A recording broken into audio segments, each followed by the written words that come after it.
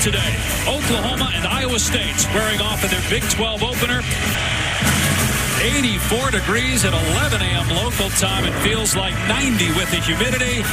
5th ranked Oklahoma and Iowa State. The Cyclones' first game got canceled because of weather, so they started on the road at Iowa last week, so a very difficult schedule to start the season. Meanwhile, Oklahoma crushed FAU and UCLA. Iowa State won the toss, and the Cyclones will get the ball first.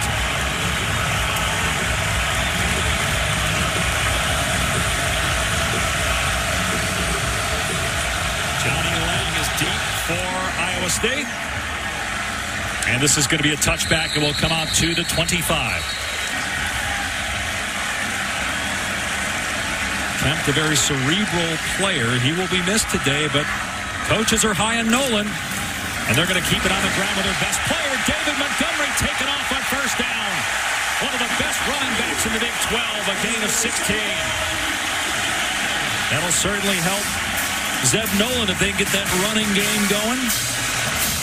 Nolan played for his dad in high school. His dad, a former quarterback himself at Appalachian State.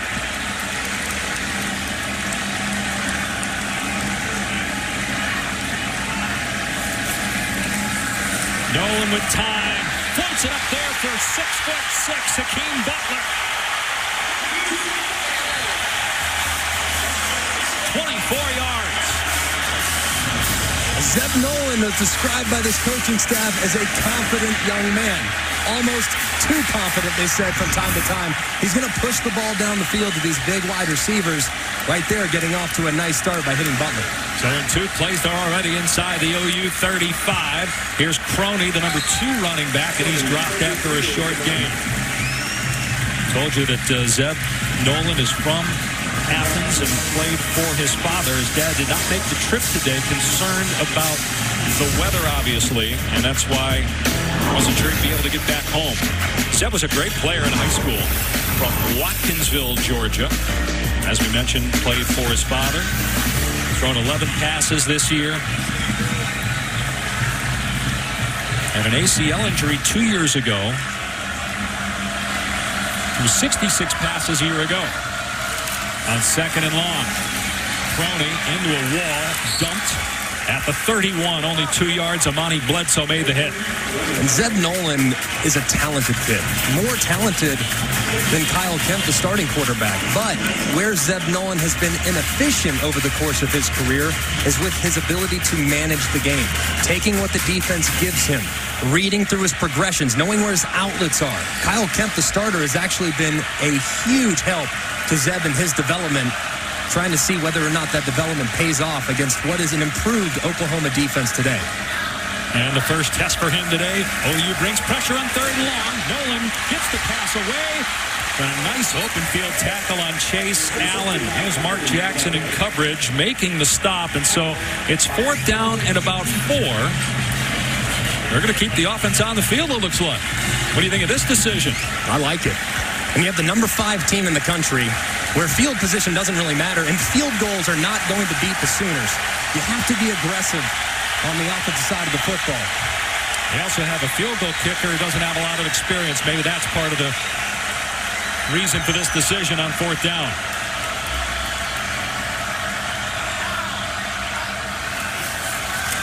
Nolan taking a shot here, overthrows the receiver.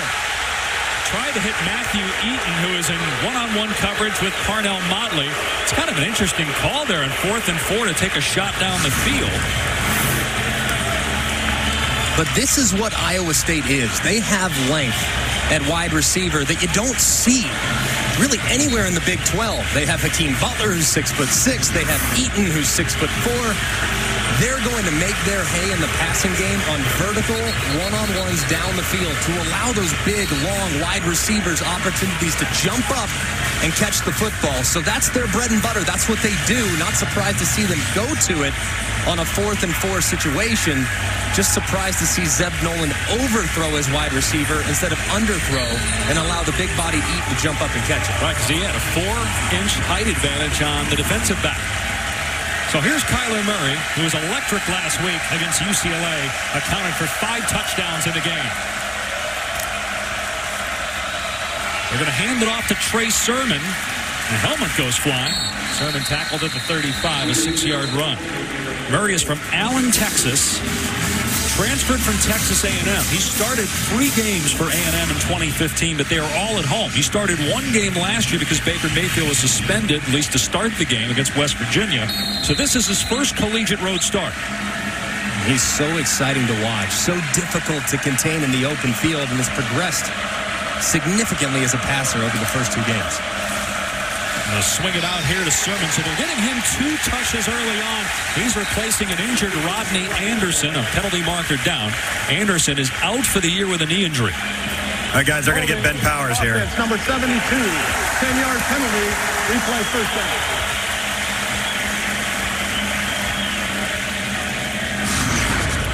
Let's keep an eye on Ben Powers. Number 72, you can see him right there as he's trying to secure that edge. Clearly right there you can see it. Draped on the defender, and you see when the defender's arm goes wide, it usually means his jersey's getting grabbed. So a good call by the official.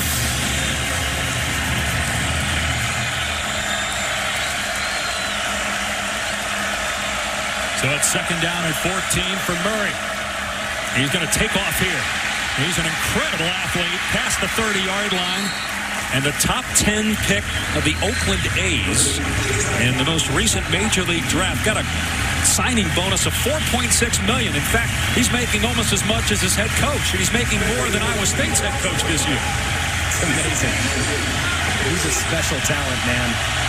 So versatile. Watching him in high school, I know Tom covered him closely as our recruiting director nationally. He's as good a high school quarterback as many say they've ever seen, and is so incredibly elusive. And like I said a second ago, has gotten better each and every year as a passer. The crowd revved up here for third down and 5. Murray going to swing it out to Brown and makes the cut to get the first down. Going to mark it at the 40-yard line. His forward progress took him past the line to gain. Good job by Brown, understanding how much yards he needed for the first down. Also, you have to give credit to Greg Eisworth, the safety for Iowa State. Tackling Brown in the open field is almost impossible. Everyone's learned that over the last 2 years, but Eisworth is able to bring him down for minimal yards, but still a fresh set for the Sooners. This is a defense that fundamentally sound. They play awfully hard for John Haycock, the defensive coordinator. On 1st and 10, Sermon gets the call again. Makes one guy miss. Forward for about 4 yards. So Kyler Murray was a terrific high school player. He never lost a game as a starter. National High School Player of the Year in 2014. We talked about his time at Texas A&M. He threw more interceptions than touchdowns. Transferred to Oklahoma and is a junior in terms of his eligibility. Play fake. Murray looking. Now takes a shot down the field. Incomplete off the fingertips of C.D. Lamb. That was a catchable ball, and Lamb had 2 guys beat downfield. Just working off play action, and C.D. Lamb, so fast and elusive. You see a little slight hesitation. He gets on top of Eisworth, the free safety. Just a little bit more air under that football to allow Lamb to run underneath it, and that's a touchdown. Little adrenaline going early on the road for Kyler Murray led to the long incompletion. Picked up a 3rd and 5 earlier on this drive. On 3rd and 7, Murray with time again. Wide open in the middle of the field for a first down as Marquise Brown gets a block. Past the 20. And to the 10-yard line. A 47-yard pass play on 3rd down and 7. You're going to see just gigantic disappearance in the middle. You see mesh routes underneath, and Murray actually works over the middle to Brown, which is the 3rd guy in the progression, and Brown does the rest. You mentioned how good he is in the open field. He's the fastest guy out there, and he's so difficult to contain, and has really progressed and become a more well-rounded receiver this year, where he's willing to go over the middle and is a lot more exceptional when making tight, contested catches with really tight coverage. 1st and goal from inside the 10-yard line. Here's Sermon. Stumbles, but keeps the feet alive. Down to the 3-yard line. He's looked good running the football so far. Sophomore from Marietta, Georgia. replacing the injured Rodney Anderson. That poor kid, he's had so many injuries. He missed most of 15, and last year Anderson thought this was going to be his year to go off. He did make the trip today to Ames. So disappointed to see him go down last week. He's one of the best backs in college football. I mean, he really is. And there is a drop-off from Rodney Anderson to Trey Sermon. Now, Trey Sermon actually had more opportunities in the beginning of the 2017 season. But he was a little banged up in the spring, and he's trying to regain his form here in week 3. On 2nd and goal, Murray rolling out. And now Murray throws it away. Calcaterra was in the area, but looked like Murray knew he was going to run out of room, so he just threw it in the dirt. I tell you what, Greg, the thing about Kyler Murray is what we've seen poise, we've seen pocket movement, we've seen him, despite his diminutive stature, see the field well, and then understand the situation in the red zone. Don't take risks with the football, live to play the next down, get to this critical 3rd down right here. And also, too, Tom, the play is never over when he's on the field. You might think he's contained and he'll make something miraculous happen, so you have to play all the way through the whistle when Kyler Murray's a quarterback. 9th play of the drive. Murray with time. Now the pocket breaks down. Murray passes batted in the air, incomplete. Deflected at the line of scrimmage, and it's 4th down.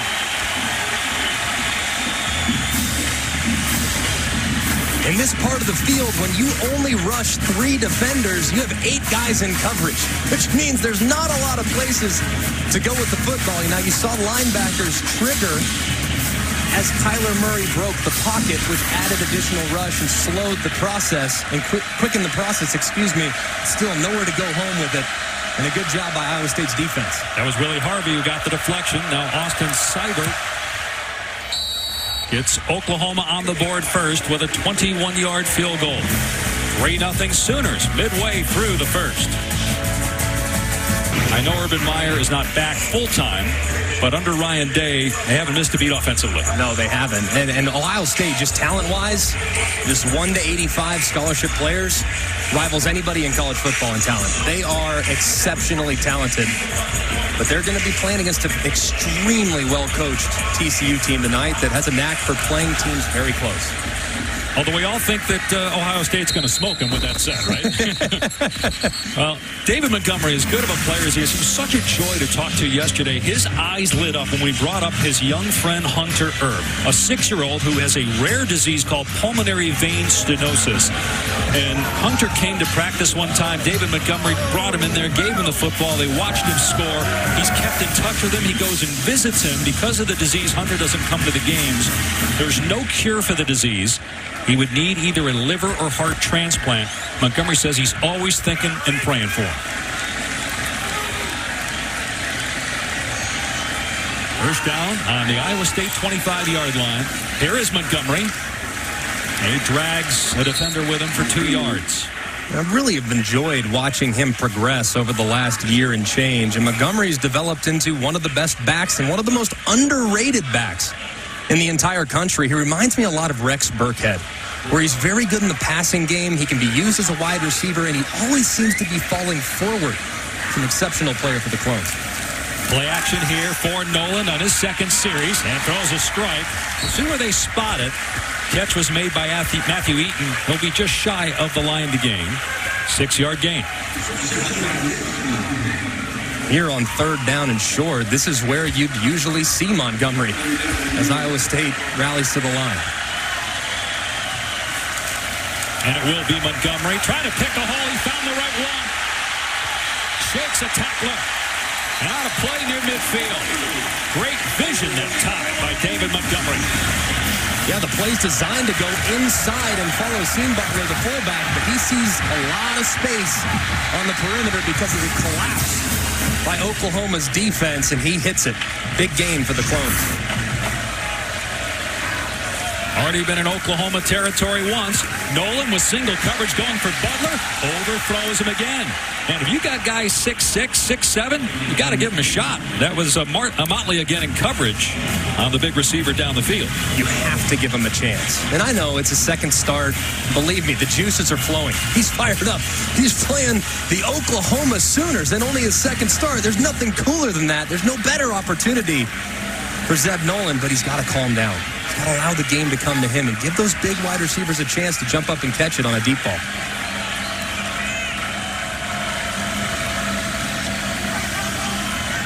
Nwangu is the running back here on 2nd down and 10. It's a bad snap. Nolan did a good job to pick it off the field. Nwangu with a beautiful cutback, and he is close to a first down.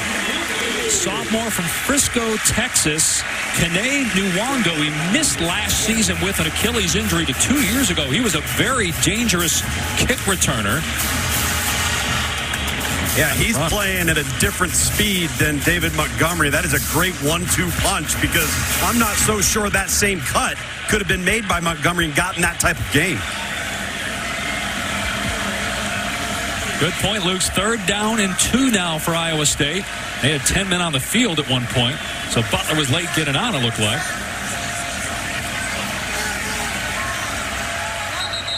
Yeah, timeout right there. That's just the inexperience of Zeb Nolan. I mean, he didn't have enough guys on the field. You're trying to get motion. You have to call timeout. Good job by the coaching staff of Iowa State. The Iowa State faithful out here on a hot, humid day, hoping to see history. Iowa State has not beaten Oklahoma here since 1960. That's 23 straight losses in Ames to the Sooners. They beat them last year in Norman to snap an 18-game losing streak. How about this formation here on 3rd down and 2? They got 5 guys all stacked behind one another. Now they shift everybody, so they're just messing with the defense. And this is going to be Wildcat with Montgomery now at quarterback. Nolan split out wide to the top of your screen. Run a little option. Montgomery. And a flag down. Montgomery tackled short of the line to gain. So all that window dressing, and it doesn't work.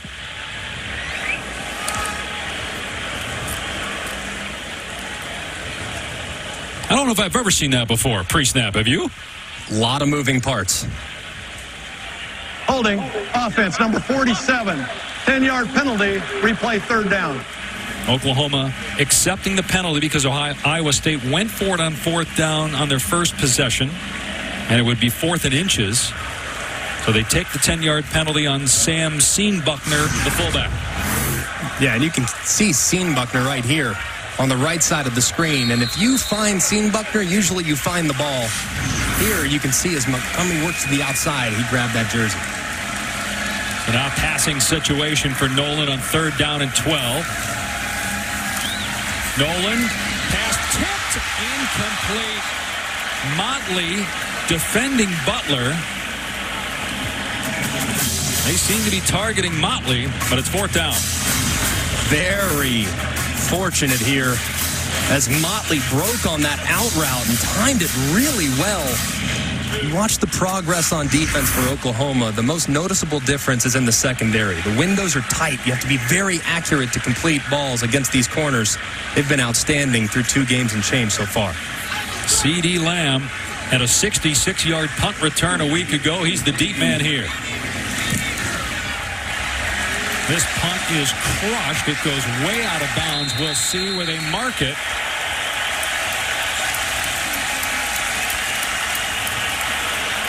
At the 10-yard line. 3-0 Sooners.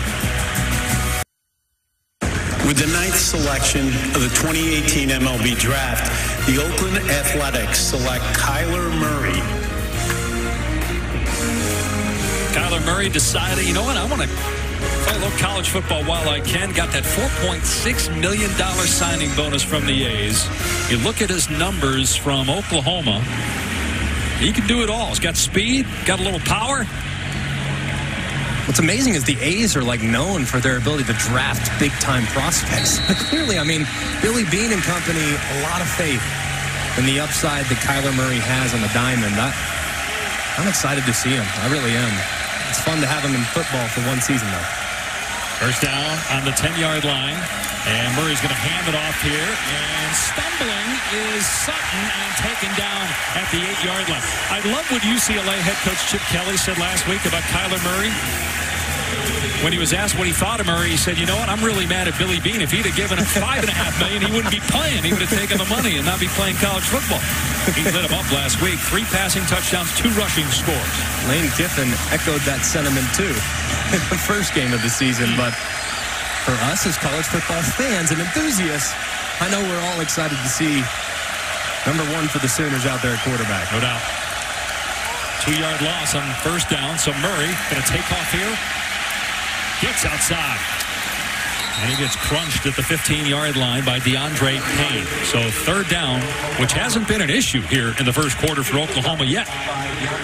You have to wonder with the loss of Rodney Anderson if there's going to be more quarterback-designed runs like that throughout the course of the Big 12 slate. Here in the 3rd and 4, where it was all about the passing game last year and Baker Mayfield's arm, you have to account for both the run game and the passing game with Kyler Murray in there at quarterback.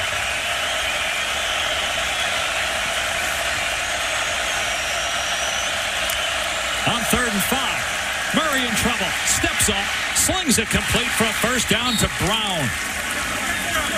3 catches already for Marquise Brown. The exact same play that they hit Brown on for the big gain on the last series. This time, good job by Murray keeping the play alive. Going north and south in the pocket and finding Brown over the middle, who was uncovered, much like he was on the big gain last drive. That's clearly a play that they feel like they can feature here in the early going. And watch his eyes up. I think that's the thing to note here. He easily could have taken off and ran. Fresh set of downs on the OU 25-yard line. Murray off play action, going deep for Hollywood. Got it! Goodbye! Touchdown Sooners!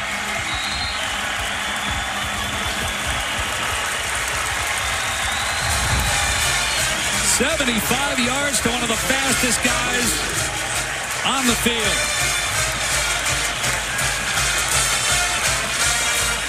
Pretty good toss, too, huh? Unbelievable. I mean, just right in stride, way downfield. Great play action, great chemistry between Brown and Murray.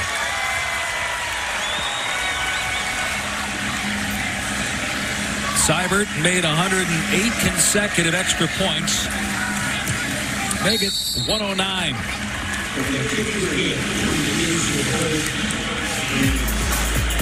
He might run the ball a little more than Baker Mayfield. I'll tell you what, through the first 3 games, he's throwing it a lot like Baker, too, hitting Hollywood Brown in stride as Murray loves it.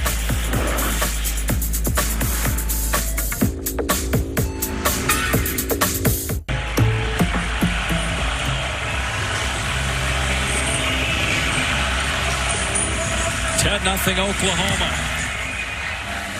And Seibert kicks it through the end zone and will come out to the 25. Iowa State came into this game knowing that they could not give up big plays. And what do? They allow play action. You see the play action affect the safety, and he hops up, which allows Brown, untouched, to go on a post right at the safety, right through the middle of the field. And what a perfect throw by Kyler Murray on the post route. See the effect of the safety, you see him disappear, and there's nothing but green grass in the middle of the field. And once Brown gets on top, it's all she wrote. A perfect throw in stride for the big play for the Sooners. 237 receiving yards and 2 touchdowns the last 2 games for Brown. Noland on first down completes it to Chase Allen. Nice bounce back. It's a 21-yard pass play. The head coach of Iowa State is Matt Campbell, who engineered one of the best turnarounds in the country last year. Went from 3 wins to 8, and he beat 2 top 5 teams. Can they get another one here in 2018? Straight ahead is Crony to midfield. So it's a gain of about 3. Last year in this game, Oklahoma was down 14-0, but Matt Campbell and these Iowa State Cyclones, they didn't panic. Matt Campbell's very relaxed on the sideline, almost uncomfortably relaxed from time to time. Very poised, and the team plays like that. They really follow their head coach, and what a job he's done in a very short period of time here in Ames, changing the culture, getting the guys to believe that every single time out they can win if they play well enough within the fundamentals of the process. He said no rah-rah speech needed for this week. These guys know what to do. They did it last year twice against TCU and Oklahoma. Nolan after several pump fakes, and that one just off the fingertips of Landon Akers. Lost his shoe, and maybe that distracted him as he tried to make that catch. A one-handed, one-shoot catch almost. I mean, I like it. I mean, it's a good effort on the layout. You see him try to get up and that foot slip back. Lose a little traction when you lose your spikes. Pretty impressed with Nolan there, too, in terms of some poise in the pocket. Yeah, he hung in there. Brought his eyes down, yeah. Pass was catchable, too, Tom. Yep. Oklahoma's been very good on third down. Iowa State, not so much. Third time, though, they've either been the midfield or crossed it here in the first quarter. Nolan over the middle. And close to a first down is Crony. They're going to mark him right at the 45-yard line, which means he's short. And they're going to go for it. They went for it earlier and did not get it. This is 4th and 1. Now they back off. We'll see if Matt Campbell uses a timeout. He's going Oklahoma. to. No, it's Oklahoma called a timeout. Oklahoma, their first of the half. It'll be 30 seconds in length. And you look at Lincoln Riley. Let's spend a moment on him for a minute. We talked about Matt Campbell and what a terrific young coach he is. Lincoln Riley, we had a conversation this week. I thought it was really interesting that, you know, NFL coaches are now calling Lincoln Riley to say, how are you doing what you're doing? Because we're seeing more college offense in the NFL, and you're seeing the fullback come back, and Oklahoma does that. They use a fullback, and obviously you have the RPO game. Yeah, he's incredible. And I've known Lincoln for 13 years. And to see him blossom and to see his growth, because when I got to meet Lincoln for the first time, he picked me up at the airport because I was a recruit at Texas Tech, and he was a student assistant. So to see his growth and to see how innovative he's become with personnel and with finding space and with spreading the field horizontally, he's just such an innovator and has had success at every stop. No surprise that he has the Sooners rolling early in the 2018 campaign. Iowa State going for it again. 4th down and 1 at the 45-yard line of the Sooners.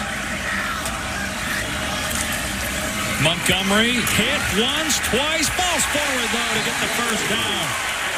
Great effort by the 215-pound captain, David Montgomery. That was not there initially. This is all David Montgomery. Look how low he gets. Boom. Stays with it. Continues to fall. I told you, he always seems to be falling forward. No matter how much momentum the defender has coming in to tackle him, he seems to always shed it, not get hit hard, and fall forward for an additional yardage. Great play there.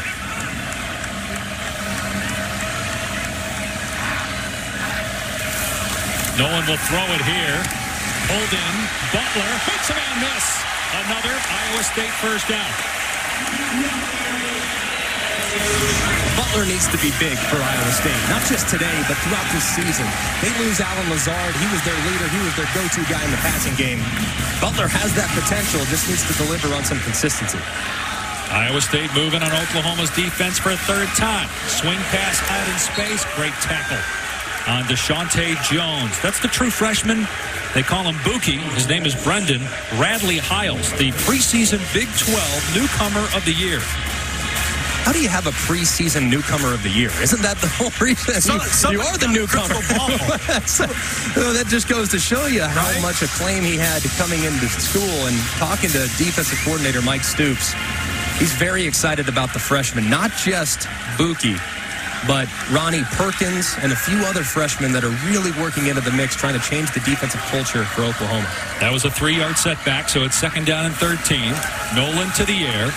Has time, slings it complete to the 20-yard line to Jones. Down at the 18, 17 yards and a first down. They're in the red zone now. They're starting to use a little tempo, too. Have the crowd into it. Have some momentum. Trying to take advantage of that now as they hustle to the line. And Oklahoma late getting a sub on. Iowa State fans are upset right now because the Cyclones are ready to go up tempo. The officials had to wait for the substitution. Montgomery goes high up in the air. Pinballs forward to the 14-yard line. How big was that 4th down? Because if they don't get it, Oklahoma with a relatively short field, if they score another touchdown, the game might be over. Now the Cyclones on the move with a chance to make it a 3-point game. See if they run another play here or just let the clock wind down in the first quarter.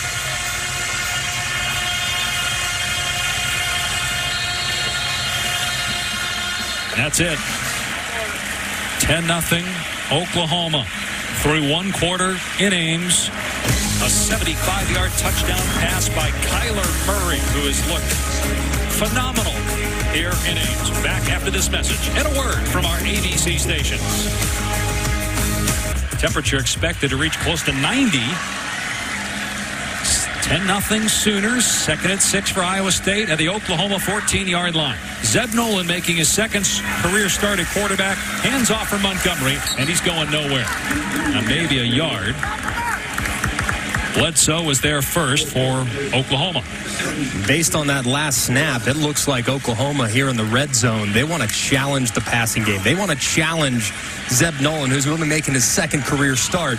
So they're going to play man-to-man. That's what they played on that last snap, and they loaded the box. This time, looks like they're dropping out a little bit more as 6 guys are in the box. Let's see if they add one. Iowa State just 1 for 4 on third down here in the first half. Play action. Nolan swings it out to Jones, and he has no shot that time. Too much speed on the perimeter. Justin Broyles, freshman from Oklahoma City, on the hit. It's fourth down. What a great job by Oklahoma's defense. Iowa State has all the momentum at the end of the first quarter. March right down the field. Few big plays, couple conversions. And sure enough, the quarter changes, you switch ends, and it looks like a new Oklahoma defense that went out there. 2 consecutive lost yardage plays on second and third down to set up the field goal. Great job by the Sooners. Connor Asali on for the field goal try, 34 yards away.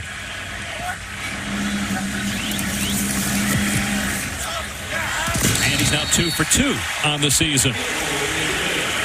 Iowa State on the board. 10-3. Hardcast break up the Jayhawks. Let's go. Don't call it a streak. The win over Central Michigan last week, now leading Rutgers. No, a streak is technically 3 wins, right? 2 wins counts if you're Kansas. For Kansas, yes, good. 2 is good. Baby steps. Francis on the kickoff. And you know how badly Brown wants to run that out. He's mad at himself. Touchback. Kyler Murray's been absolutely outstanding so far in this game. It's only 1 quarter, but he's playing against a good defense. He's done it in a lot of different ways. The designed runs. How about this is a pocket passer? Just getting through his progression. This is not an easy progression, too. You got to feel that mesh, and then if you see disappearance, you throw it over the middle. Same play. This time he has to actually extend it. Still finds Brown, same result for the conversion. But he's been outstanding so far. Hitting the deep ball to Brown for the touchdown. He's seeing the field. He's reacting well. He's using his legs when he needs to. He's been as advertised in the first 15 minutes. And Greg, I think because of his stature, you make this assumption that he's a runner first and he's a sandlot player. He is a pocket thrower with accuracy and precision. Oh, who happens to, just by the way, be a dynamic athlete. Then he's really progressed as a passer, too. Yep. He's gotten so much better in that area since he was in College Station just a couple years ago. Lincoln Riley is furious with one of the officials right now. He's saying they should have reset the play clock. It started too soon, and that's why they had to burn a timeout. It's amazing to think that you lose Baker Mayfield, who wins the Heisman Trophy. They win at Ohio State. They go to the college football playoff. He's the #1 pick in the draft, and your offense might be more explosive now. It's harder to defend.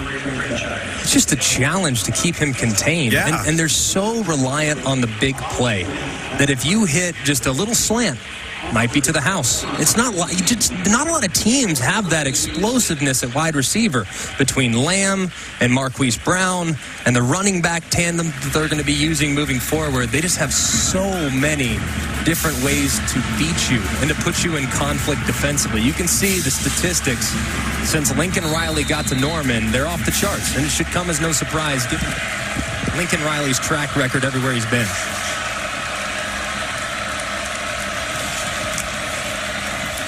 Murray to throw on first down. Wide open in the middle of the field. It's Calcaterra, and he lost the ball. It's picked up by Iowa State.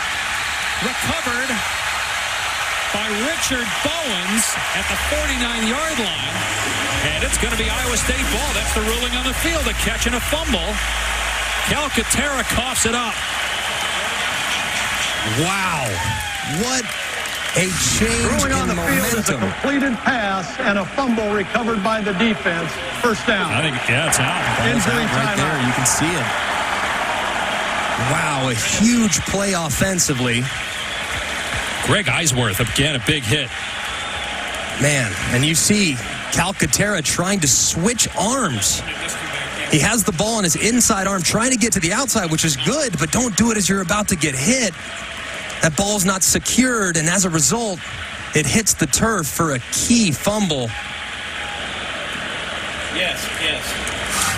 Yeah, guys, we got an injury here. Bobby McMillan, left knee, he pointed at for Iowa State defensive linebacker on that play. He's up here, and Matt Campbell out to the field visiting with him, but he knew immediately when it went down and pointed to his left knee. Thanks, Tom.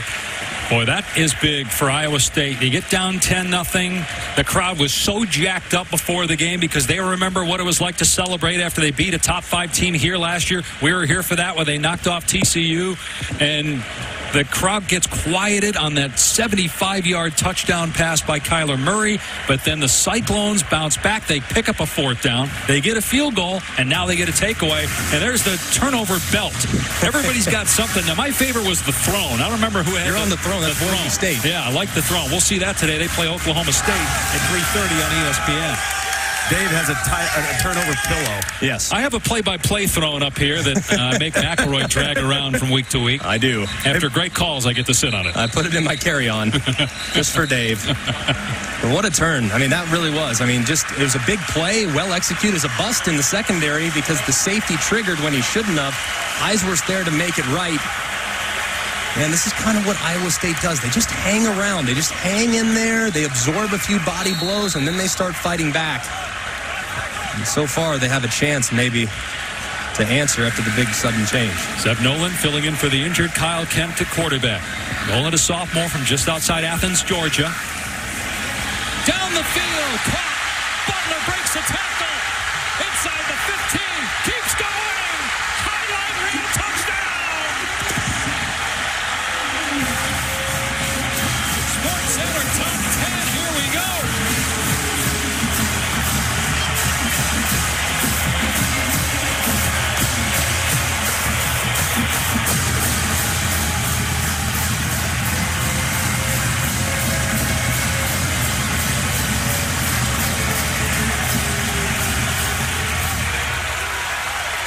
He's hard to stop. First of all, you got to keep him from catching it.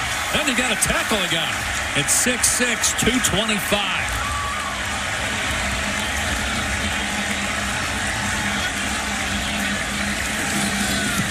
Sally ties the game at 10. Iowa State has come roaring back, trailing 10-0 to tie the game at 10 on a Hakeem Butler fantastic catch and run.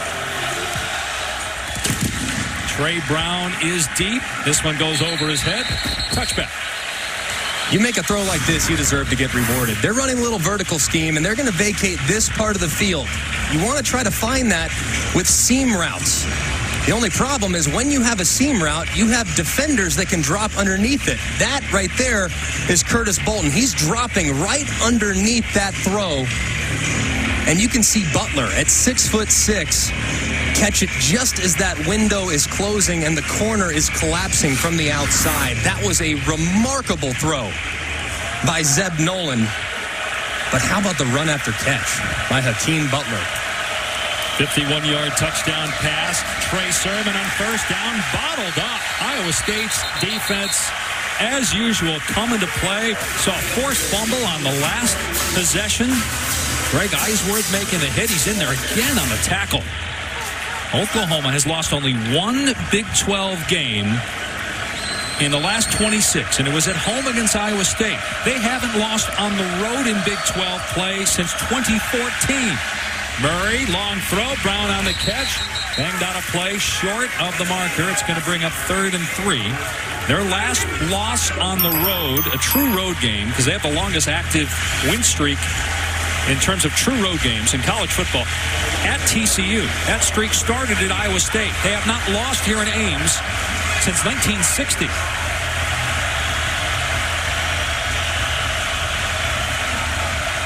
The big play right here. Don't be surprised if Oklahoma opts to keep it on the ground against what looks like a pretty advantageous run formation defensively for Iowa State. Third down and 2. Murray with the pitch. Sermon, nice cut, and he's got the first down. He wasn't going to have it. Had to make one guy miss in the backfield. And Sermon did. Again, replacing Rodney Anderson, who's out for the year with an injury. Sermon had an excellent game against Iowa State last year at 90 rushing yards, a receiving touchdown in the loss. He's a good back. Just hasn't really been quite as explosive. Now, he hurt his knee in the spring game. Worked hard to get back. He's at 100%. Lincoln Riley assured us. Still, I'm not sure he's trusting that knee just yet. Hasn't seemed quite as quick and agile as he was a year ago. Maybe he's finding himself today. Murray off play action on first down. Long throw caught by Hollywood Brown. Another first down for him. Gain of 16 to midfield and a first down for Murray and company. So, Greg, Dave, I think these are the types of plays that John Haycock, the defensive coordinator, he's okay with. Keep the ball in front of you and make Oklahoma earn every single snap. You give up those ones over the top, Iowa State's got no chance. But if you keep it in front of you and tackle in space, that's how you stay in the game on defense if you're the Cyclones. And if there's one thing Iowa State has done very well over the last 2 years, Tom, is tackle. Yep. They don't give up big plays. A very sound group defensively. Might be bringing some pressure here. You see Willie Harvey hovering around the line of scrimmage. So Murray looks like he's checking out. Murray hands to Sermon. And Sermon breaks a couple of tackles. Down to the 35-yard line. 15 more yards. Good response by the Sooner offense after Iowa State tied the game. This offensive line is so good for Oklahoma. Been the strength of their team the last 2 years. The Sermon here, some nice job at the second level. Little wiggle to the left, a little wiggle to the right, and falling forward for a new set of downs.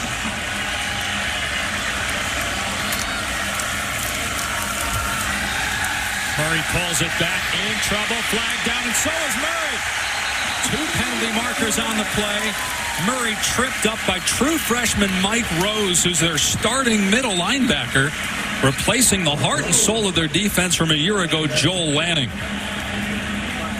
First true freshman to start an opener for Iowa State on defense since 2006.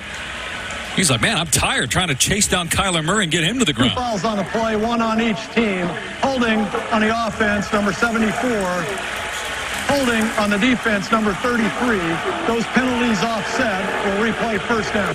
And that second penalty marker, Greg, came late. So I wonder if that happened when Murray started to scramble. But the first call, the clear hold by Oklahoma was very early on. Yeah, that's a huge penalty that wipes out a negative play and a sack that is rare when it comes to Kyler Murray in this offensive line. The 1st and 10 again. Murray keeps. He gets drilled at the 32-yard line. Again, it's Greg Eisworth. He's got a tackle for a loss, a forced fumble, and 6 first-half tackles. I'm telling you, Greg Eisworth has been one of the better safeties that I've seen in the last 2 weeks. I mean, he triggers very quickly. He's going to play right in the middle of the field. You know where he's going to be almost every snap, and he's going to be unblocked.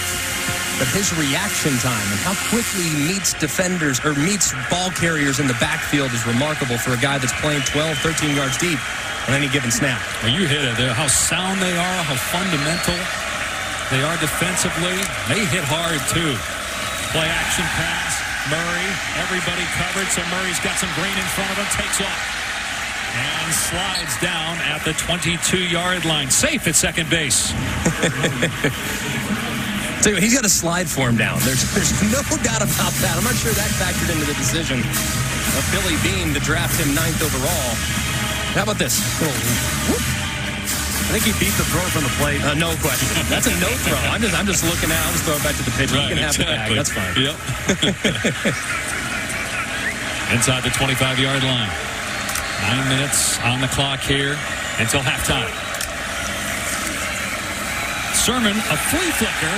Murray throws it underneath, and everybody covered downfield, but A.D. Miller breaks a tackle, gets the first down, and they finally get him at the 6-yard line. That kind of speaks to how sound this defense is. They're not going to fall for the flea flicker, but it also speaks to how much Kyler Murray has advanced in his progressions. No, I'm not going to throw it into traffic downfield. I know where my outlet is. I'll get it out to A.D. Miller, who's had a heck of a start to the season. He can make a couple guys miss, and next thing you know, we're on the 6-yard line. It's very advanced, very mature of Kyler Murray, not to try to force one in there, but understanding where to get out of trouble is. 9th play of the drive, 1st and goal at the 6-yard line for Oklahoma. And Murray looks like a design quarterback run, dragged down at the 5. 1-yard pickup. DeAndre Payne, a Tennessee transfer on the tackle, so it is 2nd and goal. I think when Kyler Murray watches that play on tape, he's going to realize he could have cut that thing up, planted his foot in the ground, and got north and south.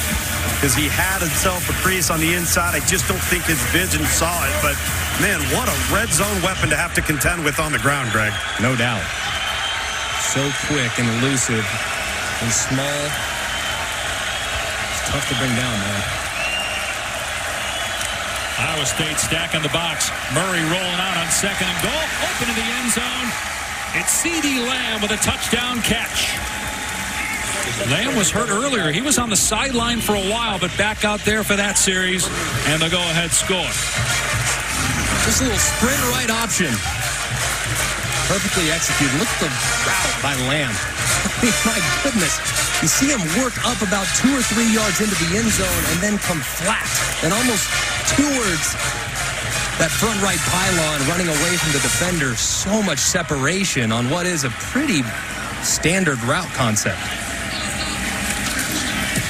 Seibert is true on the point after. And Kyler Murray showing patience and acumen. 2 touchdown passes in the first half. Oklahoma's offense looks unstoppable right now. Kyler Murray already 2 touchdown passes in the first half. And Seibert kicking it deep for Oklahoma. And it'll be a touchback. By the way, Tom Luganbill was at Taco Bell earlier today running an errand for the students. And that's weak. Yeah, a little weak. Is there a headwind? Got to be a headwind. I didn't eat my Wheaties today. I promise you there's no wind. But I ate Taco Bell. Hot, humid, and no wind blowing down on the field. 2nd and 6 for Iowa State midway through the 2nd quarter, trailing by 7. Here's Montgomery off the right edge. And he gets tackled at the 32. That's 3 more yards. So 3rd down, and the Cyclones have not been great on 3rd down so far in the game. Keep the chains moving and keep that Oklahoma offense on the sideline. Yeah, very important here, this play, because that defense just withstood a massive drive. They're breathing heavy on the sideline is that Iowa State defense. So they have to get a conversion here. And if I'm going to try to convert, I got to find one of my best players. The best player today has been Hakeem Butler, number 18, at the bottom of your screen. 1 of 5 on 3rd down today. And they're going to run it with Montgomery. They get the 1st down and more. Boy, David Montgomery, just a solid back. He led the country in missed tackles forced a year ago. I'm not sure how they calculate that stat, as there's an injured Oklahoma player. It looks like Curtis Bolton, who's one of their best linebackers. So we'll take a timeout. Oklahoma in front by 7.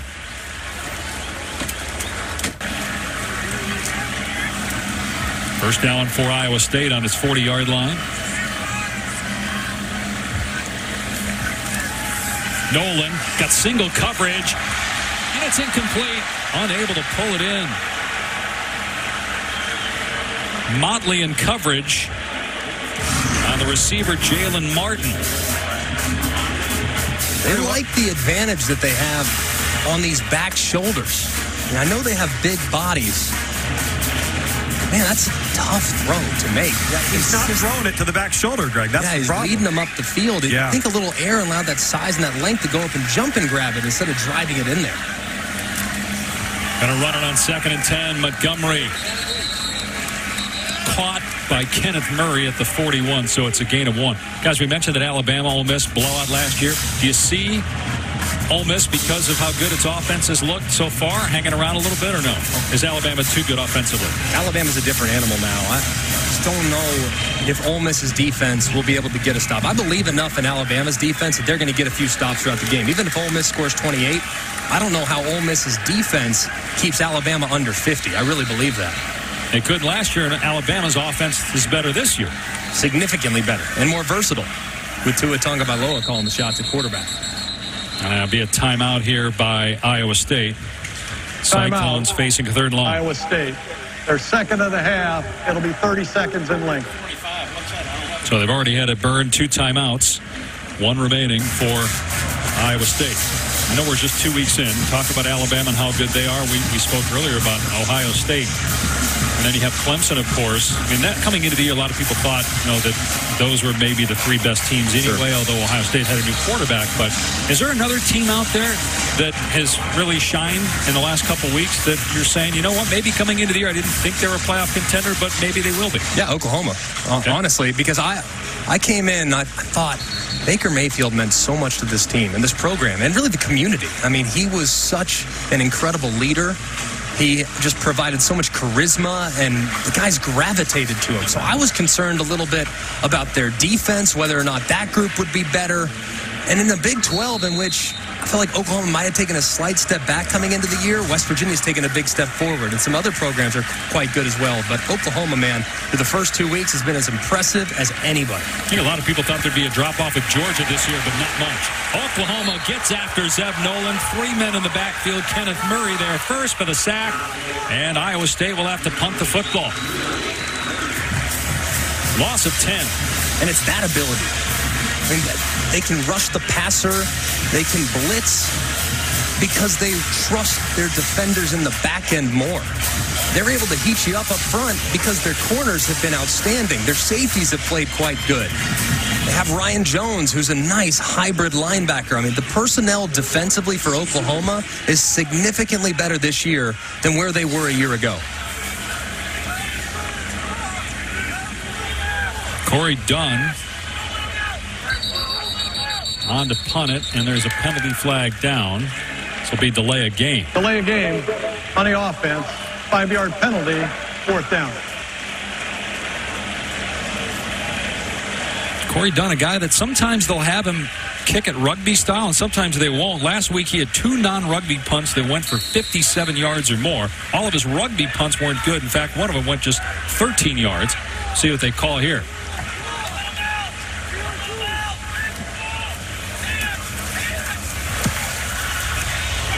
CeeDee Lamb is deep for Oklahoma and is able to secure it on the fair catch at the 26-yard line. That was a 48-yard punt that time on the normal style boot.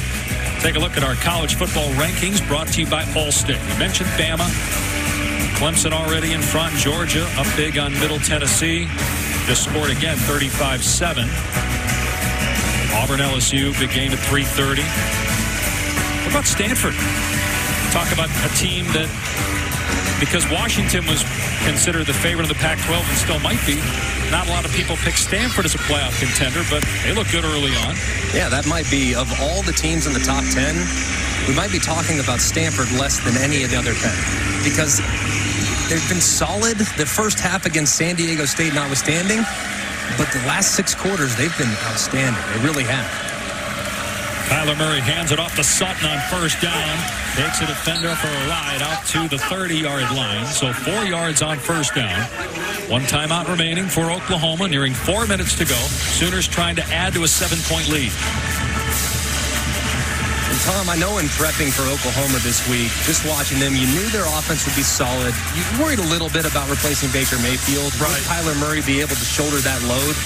He's passed that test with flying colors, but there's also so many other playmakers that he can rely on, and a sound offensive line, too. A sound offensive line. They can spread the field vertically, horizontally, and then you got to contend with Kyler Murray's legs, which changes how you defend the box in this conference. And this is going to be a run because he widened it out. There it is. Yep. In his first collegiate road start, Kyler Murray taken off out to the 41. 11 yards on the ground for Murray. And 2 rushing touchdowns a week ago in their win against UCLA. Now, Greg, would you agree, though, that given his stature, it is a long season in front of us? I think Lincoln Riley has got to be very, very careful when he picks and chooses his spots to utilize him as a designated runner. He can't control the improvised plays. Sure. But these types of plays, I think you got to pick your spots. Yeah, and really, because you widen it out and you spread the field horizontal like you alluded to, you knew a quarterback draw was coming. You can do that 6-7 times a game. You just don't want to see it 15 times a game. Right. Murray checking it down to the back. Sutton. Flag down. Another flag comes soaring in late. Gain of 5, but again, we got some laundry on the field. Holding, offense number 84. 10-yard penalty from the spot of the foul.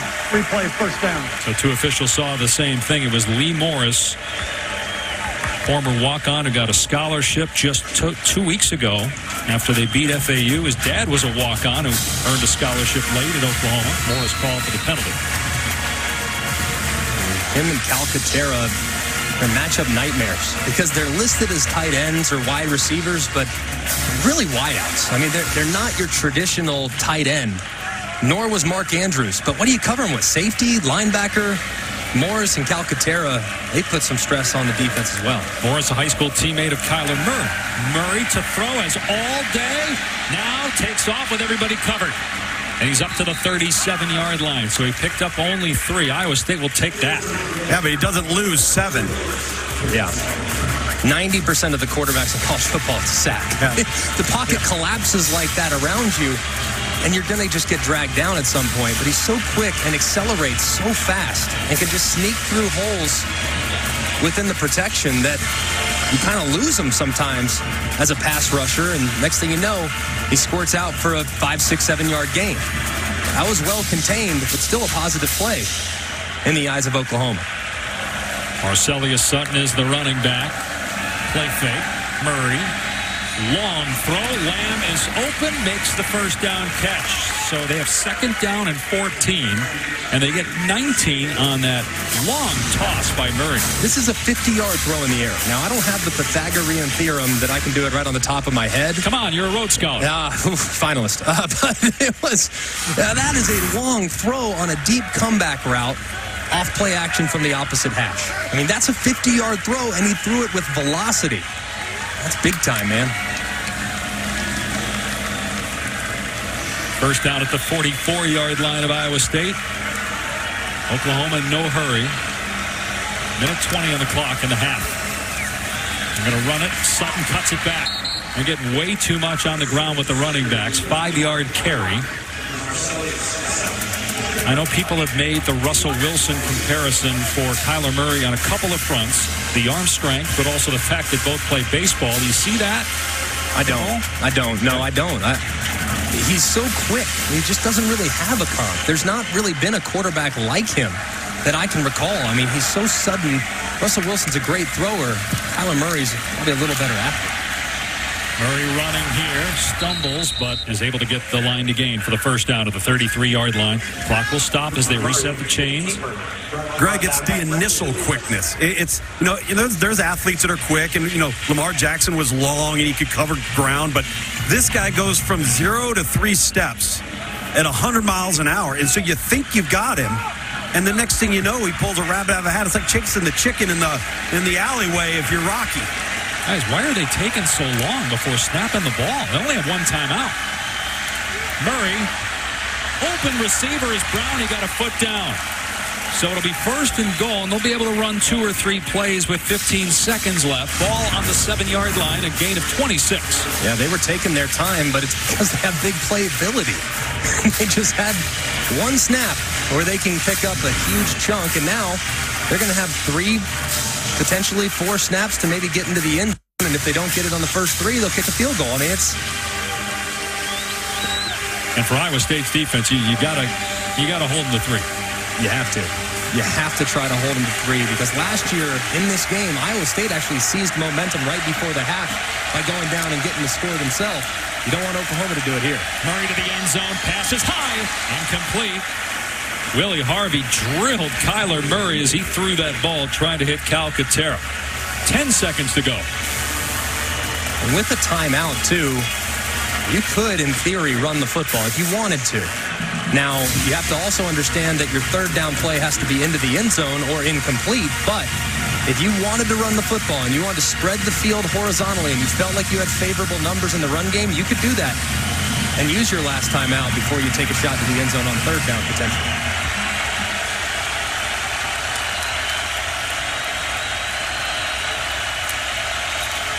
Murray swings it out in space to Tease. He walks into the end zone for the touchdown. 3 first-half touchdown passes for Kyler Murray. That one to Miles Tease, a senior who had not caught a pass this year. Prior to that, he did have a couple touchdowns last year.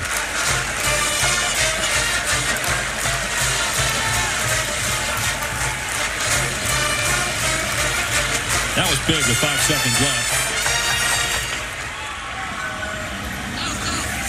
And you also clearly see, as you mentioned, Greg, why they weren't in a hurry at all on that drive. Just masterful clock management. And Lincoln Riley shows that he's as good a play caller as you'll ever find. Because they get in a run look. That is a run formation for Oklahoma. And they have the bubble on the left-hand side. Look at the numbers and the leverage. I mean, the defenders are looking in the backfield because they know that formation equals run. Kyler Murray recognizes that he has leverage and nothing but wide space to the bubble route on the left-hand side. And Tease walks in. I mean, that is stealing right there, and Lincoln Riley loves it. It's a great decision by his quarterback, but just shows you why this scheme is so challenging to defend.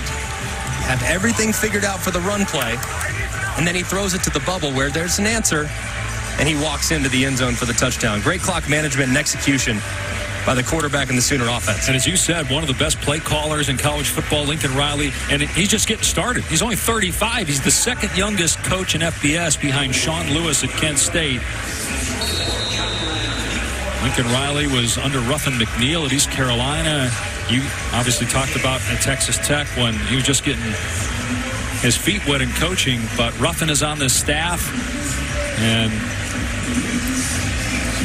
usually you don't want to be the guy that replaces a legend like Bob Stoops, but Lincoln Riley has been phenomenal as the head coach. Touchback, it'll come out to the 25. State Farm halftime report is coming up with Kevin Nagandi, Mac Brown, and Jonathan Vilma. Highlights and scores from around the country, and they'll preview our ABC primetime game, Ohio State and TCU. It's going to be a heck of a game tonight, man. I mean, just Gary Patterson in that type of setting. You know, that setting, as an underdog, Gary Patterson always seems to have such a great plan. And be real curious to see if he can do that against a superior team and talent. Going to give it to Nwangu here. He lost the ball, but they rule him down. Ruling on the field is that the runner was down by rule. And Curtis Bolton, who was injured earlier, he was back on the field making the tackle, and that's the end of the first half. Iowa State down 10-0, tied the game at 10, but 14 unanswered points by Oklahoma. And Murray with 3 touchdown passes in the first half. Kevin, Mack, and Jonathan will catch you up with everything on the State Farm Halftime Report after this message and a word from our ABC station. Islanders against what is a very stingy and solid Iowa State defense. Keep in mind, Oklahoma was up 11 at halftime over Iowa State last year and lost the game. And on the pooch kick, fair caught at the 31-yard line. Take a look at our Pacific Life game summary. Kyler Murray with 3 more passing touchdowns, giving him 8 on the season. He's only thrown 1 interception. And David Montgomery had a couple of good runs, but for the most part, he's been bottled up. Oklahoma's defense got after the quarterback as well as Nolan, who's starting for the injured Kyle Kemp. But it wasn't a terrible first half, really, on either side of the ball for Iowa State. Just Oklahoma's that good. It was very impressive. Really, I mean, Iowa State didn't even play bad, and yet just further proves just how good Oklahoma is. Sermon on first down, up the middle. Picks up 3. Let's check in with Tom. Well, Iowa State head coach Matt Campbell said, hey, we can look at the obvious. Missed tackles, big explosive plays. He goes, but the bottom line is, this is deja vu. We've been here before. He pointed to the scoreboard. We did this exact same thing last year. He said, I know one thing about my team. They'll keep playing. No doubt. The way this team is coached and the type of kids they have. Murray with all day to throw. Receivers all day to run around. Brown on the catch. It's a first down to the 42-yard line.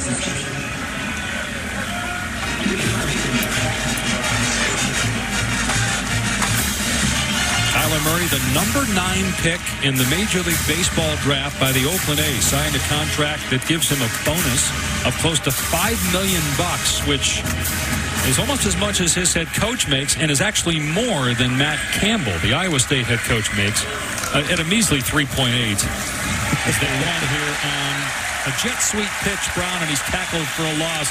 Iowa State needed to play like that. Put him at second and long. Yeah, and I'm going to petition the Oakland Athletics that if we can pull some funds together to give back some of that signing bonus, that we can have Kyler Murray in college football a little longer. 1 year might just not be enough. Let's do another year. Yeah, come on, give us another one, Billy. I know you're watching. Please, one more year. But, man, he's been outstanding. He really has. And what's lost in this is just how good Iowa State's defense is. This is a really solid group, a sound group that make you earn it.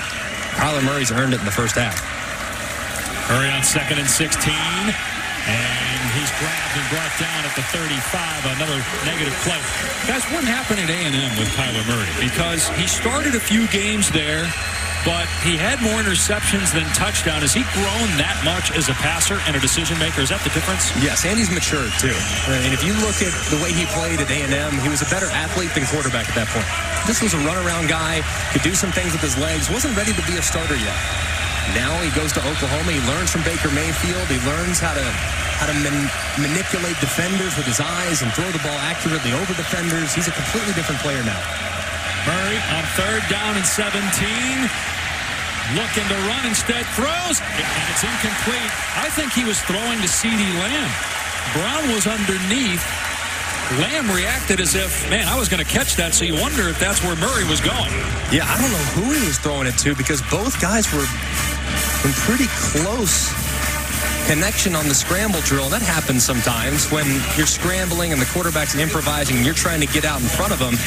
Sometimes the layers on the routes become a little too tight. That time, Kyler Murray just a little high on the throw if he was intending it for Brown and a little low if he was intending for Lamb. And Iowa State really was in a must-stop situation there. 3rd and 17.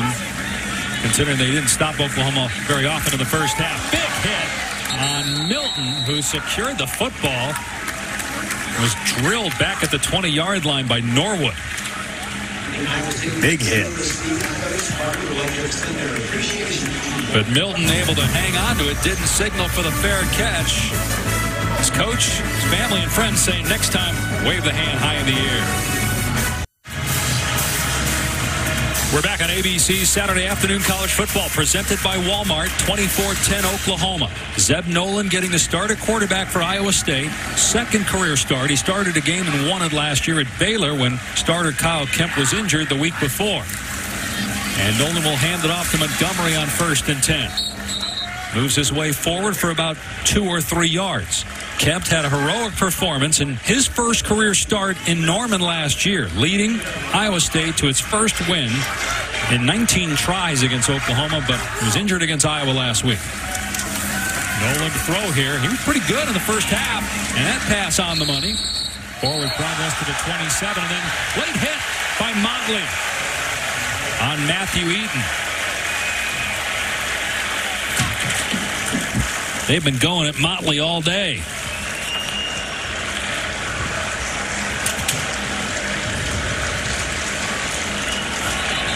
They're definitely going to get the 15 yards from the end of the run, automatic first down.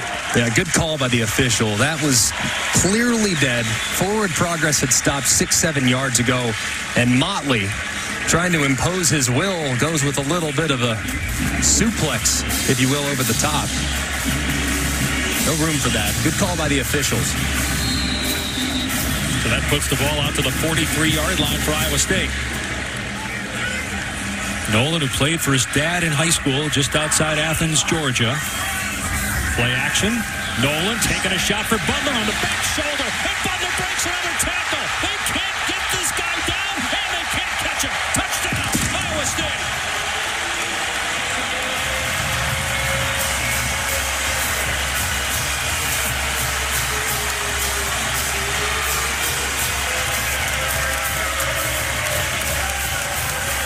If you didn't know the name Hakeem Butler prior to today, I think we're going to be talking about this guy all year.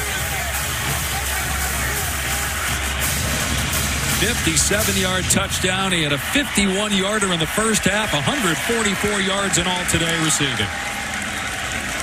And an enormous play following that unsportsmanlike conduct call by Oklahoma, and we've got a 7-point. And another short kickoff. They're forcing the up men to catch the football. And that's what Terry did, so it's going to be decent starting field position for Oklahoma. Last week, to be honest, Hakeem Butler struggled. Didn't play well. And they need him to be a star in the passing game. At 6'6", 225 pounds, he should be able to impose his will. He did so here, working against Parnell Motley in the one-on-one. And a great throw by Zeb Noland. We've seen him throw that back shoulder a few different times up the field. Not overly accurate. But, man, right there, that was right on the money to start the second half. And Zeb Noland clearly has found a target that he can rely on. And Hakeem Butler's been outstanding after the catch, too, just breaking tackle after tackle en route to 2 touchdowns. And, Greg, we were told we might see 1, maybe 2 more quarterbacks for Iowa State. The way Noland is going, they may not want to take him off the field. No, you leave him in. Unless you want to go with Real Mitchell in a bit of a wildcat setup, Zeb Noland's your guy. Another huge running lane for Sutton, and Iowa State giving up way too much on the ground on first down.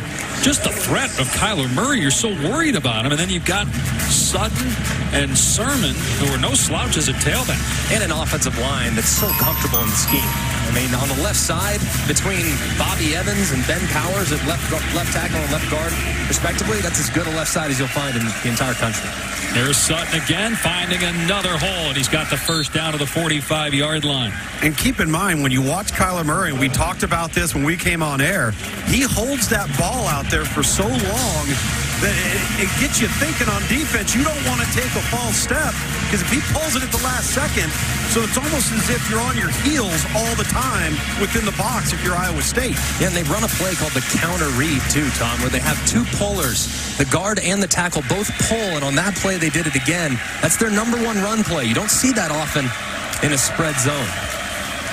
Murray pulls it back this time, looking downfield, and now takes off. He gets out of there quick, heads for the sideline.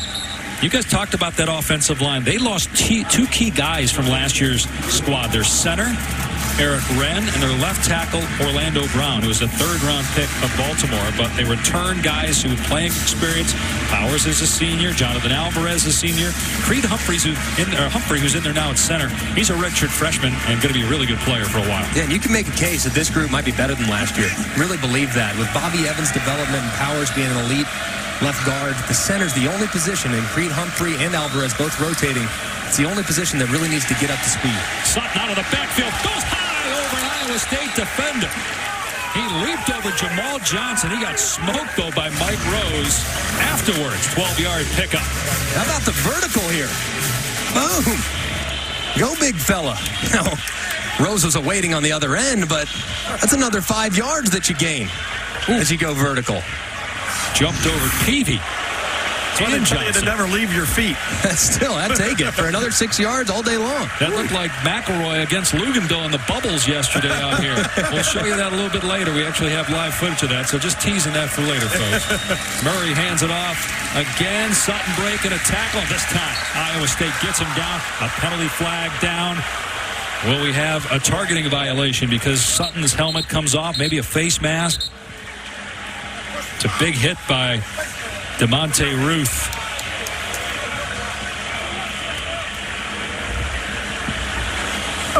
Personal foul, face mask, defense number 6, 15 yards from the end of the run, automatic first down. Number 21 can stay in the ball game due to the foul. Yeah, you see that right arm of Ruth go and grab underneath and pull that face mask up. Man, that hurts, too. Sutton, I mean, that chin strap's going right up against the bridge of your nose. Man, that's painful. Good call by the official. I'm glad to see Sutton's got no issues as he heads to the sideline, get a little swig of water. Good call, but really hard to miss when a guy's helmet gets taken off. Pretty obvious, isn't it? Kyler Murray on the move again. They're at the 22-yard line. And Murray hands for Sermon. Around the edge, breaks a tackle. Sermon keeps his balance. He's in. Touchdown, OU. More missed tackles by Iowa State. Man, The missed tackle here by arguably the best player on the defense, number 12, Eisworth. Look at him, wrap up. You see him throw that right shoulder into him, try to give him a body blow, and all you do is you give him forward momentum. Bad tackling by Iowa State, but a good job by Sermon continuing that forward momentum and barreling into the end zone. Oklahoma's only the second team in basically a calendar year to score more than 20 points on this Iowa State defense. And we're talking about the Big 12 where everybody scores more than 20. But Oklahoma's rolling today. The Sooners with 31 points early in the third quarter to go back up 2 scores here at Ames. Young forever. Game in Spanish on ESPN2. Mack was pretty good at his Bears debut, but Aaron Rodgers was better. Who knows if Rodgers will go this week against the Vikings? He's injured. Touchback, it'll come out. That was the first win over Oklahoma since 1990, and they ended up beating 3 ranked teams. They ended up being ranked themselves for the first time since 2005. Matt Campbell has this program headed in the right direction. Zeb Nolan hits Montgomery, his first catch of the day. They normally throw it to him, but he has not been targeted very often. He picks up about 7 yards there. Hit hard by Murray and Broyles on the sideline. Yeah, Montgomery's a guy that was targeted 45 times last year in the passing game. Had a few catches last week, too. With Kyle Kemp in the game as the starter, he'll probably get more receptions, but Zeb Nolan hasn't really looked in his direction today. 2nd and 3. Nice cutback by Montgomery. Out to the 39-yard line. So I guess when you feel like things are maybe slipping away, go to your best player on consecutive plays. Yeah, and you're giving your defense a little bit of a rest, too, by trying to milk the clock a bit. See if you can test and challenge this Oklahoma defensive line. Only 6 in the box for Oklahoma. This will be a pass by Nolan. Deshaunte Jones wide open as, again, they go at Motley, who's trying to rip the ball away. Pickup of 9. I tell you, look at these corners, guys. They're really backing off now. We're not seeing as much at the line of scrimmage. Give them a lot more underneath stuff. Matt Campbell offensively doing a nice job of taking advantage of what the defense gives them now. Montgomery on 2nd and 1. Gets the corner. Now brings it back inside. Puts his hand down to keep his balance. To the 37-yard line. Great run by Montgomery. Great run as he just continues to fall forward. Montgomery hasn't had a ton of opportunities today, just his 14th carry right there, but making the most of it here in the second half. And they're on the move again inside the 40-yard line. Off play action, Nolan going downfield. And it's Butler again who makes the grab inside the 10. They mark him out of bounds at the 7-yard line. See if he gets a foot down, secures the catch. See that right foot. It's very close. Man, they're going to take a look at this. Yep. The ruling on the previous play of a completed pass for a first down is under further review. I got a question here for you quarterbacks. So on that play right there, Butler clearly had his guy beat. Are you watching him, or is that a back shoulder throw no matter what? Because Butler had the defender beat. If he'd have thrown it over the top, it's a touchdown. Yeah, more than likely. Usually you should always try to throw it to where the defender is not. Defender's on top, you throw the back shoulder. But taking a look a little bit closer. That's a catch. At it, of course, it's called a catch on the field, so it has to be indisputable video evidence to overturn. See that right foot? It's hard to tell from that angle.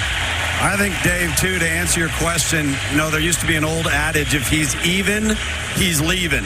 It means you're going to throw that ball over the top because your guy's going to track it.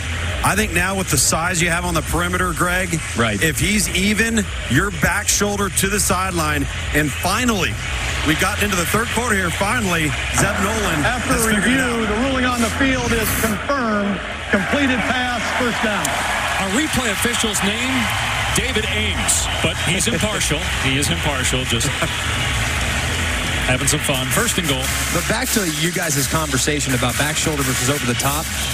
Oklahoma has a speed advantage. Yep. Iowa State has a size advantage. Back shoulders are easier to complete to a bigger bodied wide receiver. You have a bigger catch radius. So not surprised to see them use that time and time again throughout the course of this game. Last time we saw this formation, they ended up in Wildcat. What happens here?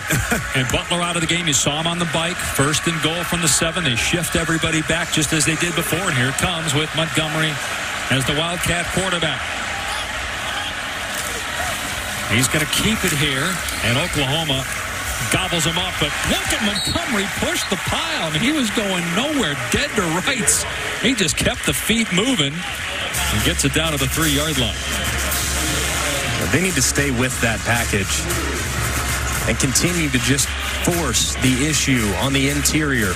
Challenge the Oklahoma defensive line. Montgomery's such a good back, and he's so strong. You only have a few yards, and you're probably thinking 4-down territory here. So continue to try to pound it on the inside if you think you have an advantage. Your 4-down territory, second goal, 3-yard line, low snap. Montgomery breaks a tackle, puts his head down, and he's short of the goal line. Did well to get away from Curtis Bolton, who had him at the 5-yard line. So it's 3rd and goal on the 1-yard line. Bolton's so good and quick, but just first defender, Tom, almost never brings Montgomery down. It's remarkable. Right, it is remarkable. His balance is sensational. And to your point all day, he falls forward, so you're never getting negative yardage from him. There are a couple extra offensive linemen in there to help block here on 3rd and goal from the 1. Montgomery over the top. Pay dirt. Touchdown, Iowa State.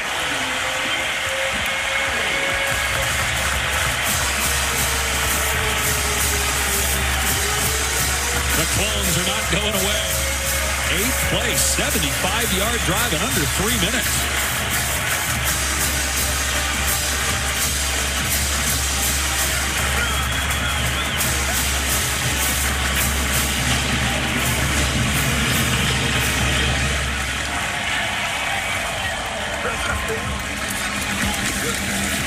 Connor Asali gets Iowa State back within 7 of the 5th-ranked team in college football. Iowa State will not go away, seeking back-to-back wins against Oklahoma for the first time since 1960. They continue to kick it short and force the Sooners to signal for a fair catch. This time they don't, and they move it ahead to the 35-yard line. Let's go back to the studio and check in with Cassidy. Time for the PlayStation View multi-view with these 3 live games across the ESPN networks. Over on ESPN, Florida State struggling against 2-0 Syracuse. And on ESPN2, number 21 Miami in a close one in the 3rd. Busy week 3. Speaking of close games, back to you guys at Ames. Interesting that Toledo's hanging around. And Oklahoma, Kyler Murray back on the field. 7-point lead over Iowa State, midway point of the 3rd quarter. 2 terrific coaching staffs, and that's on display today. Iowa State bringing some pressure here, and Sutton gets level behind the line of scrimmage. You had Harvey in there, Jake Hummel, whose dad was an All-American wrestler at Iowa State. That's big to get a negative play on 1st down. Very big. Now, this Oklahoma offense, they take 1 step back, they'll take 2 steps forward. They haven't had as much going on the ground as you would like. Here early in the second half, had a really nice first drive on the ground. A second to go, but take a step back there.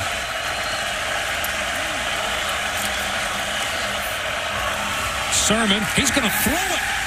Instead, he gets hit, but he breaks the tackle. Lowers the boom on the defender and out of bounds at the 41-yard line. But there it is again. Missed tackle. Iowa State has a chance at another negative play. Instead, they give up 7 yards to Sermon. Yeah, and make 3rd down so much more manageable. A great play by Sermon, though, because Marquise Brown was getting ready to take the top off the defense. He didn't like it. Instead, he tries to get forward for a positive gain to set up a 3rd and manageable. Now you can run it or throw it with Kyler Murray at the helm. If you're Lincoln Riley, the offensive coordinator and head coach. Greg, they've been so good on 3rd down today because of the dual threat quarterback. Murray, open is Lamb. 1st down in Iowa State territory.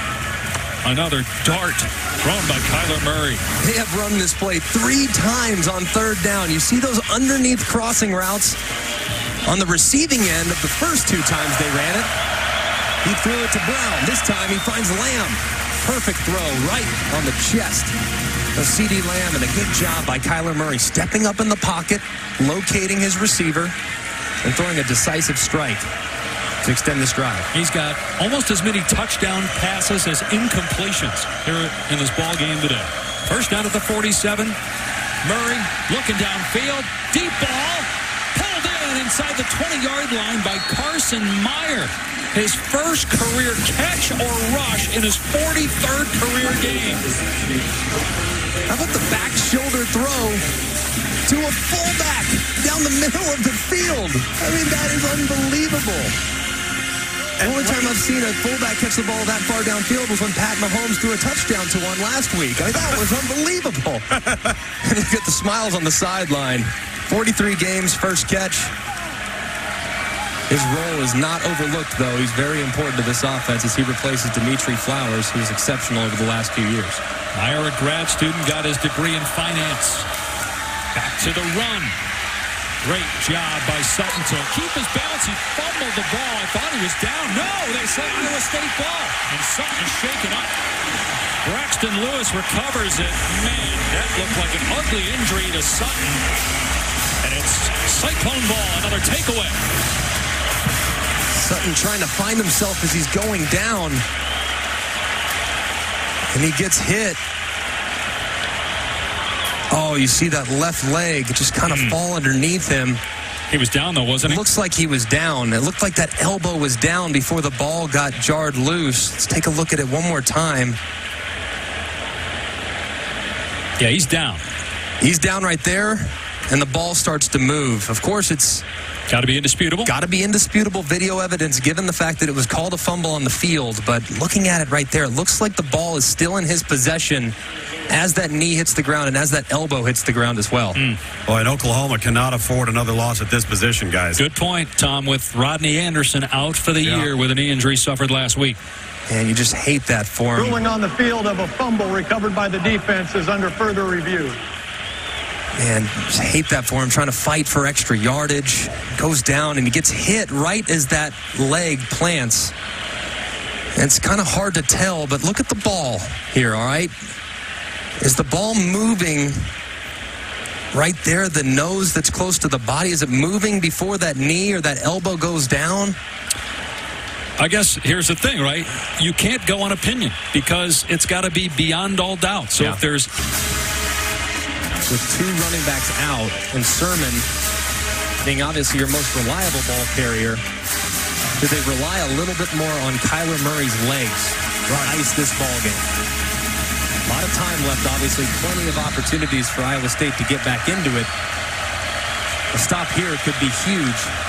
They have favorable numbers in the box to run it, though. See if they challenge it. Play action. Murray to the end zone. Knocked down. Incomplete. Calcaterra, the intended receiver. DeAndre Payne stuck his hand in there and made sure Calcaterra wouldn't pull it in. Calcaterra with a 5-inch height advantage. Man, they're lucky they didn't get a pass interference here. There was a lot of contact between Payne and Calcaterra there in the back of the end zone. If they would have thrown a flag, I would not have been surprised whatsoever. Instead, they opt to let him play, and Oklahoma has 3rd and long inside the red zone. And if you're Iowa State, you can't have any more missed tackles on the perimeter. Timeout here by the Cyclones. That'll leave them with 2. 3:52 to play in the 3rd quarter. The clock's actually still running. So a mistake here by the clock operator. They're going to have to stop it and put time back on the clock. They just caught it right now. 1 win under your belt as a member of the Jets. I can't remember who that was against. Don't bring it up either. 3rd and 9 on the 14-yard line. Murray in trouble. Running around. Breaks a tackle, and here he goes. Iowa State able to string that play out. Willie Harvey. I mean, that ain't easy. Once he gets the corner, maybe he just ran out of gas because he was running around for 15, 20 seconds. They're trying to go with a little screen play that they use all the time. They run C.D. Lamb on a crossing route, and guys out in front, it almost becomes like a bubble, but it comes from the opposite side of the field. He was all covered up, and the pass rush was good. So a good job by Kyler Murray not forcing the issue and giving his kicker a chance for 3. 31-yard try by Austin Seibert. And Seibert is perfect to lead back to 10 for Oklahoma. And then you see him this year and just how much better he is now. I mean, he's a completely different player. So it's going to be a touchback and hit the goalpost. And it'll come out to the 25-yard line. So I'm targeting. I targeted in the second half against Tom. Forcible contact to the head or neck area. Nolan throws. It's low, but it's caught. Guys, next week, you guys are going to do this on Muscle Beach without the bubbles. Sounds good. Look at this. All right, here you go. Go vertical. Tom, you're so scared. Look at him. Look at the head hit the back. Oh, my goodness, Tom. The goal was to kick the ball and win. I win. And you're suspended next week. Luongo on 2nd and 3. Able to break one tackle. He'll be close to the first down. We'll spot him short. So 3rd and 1 coming up. Fans here didn't like that spot. He stepped out at the 34.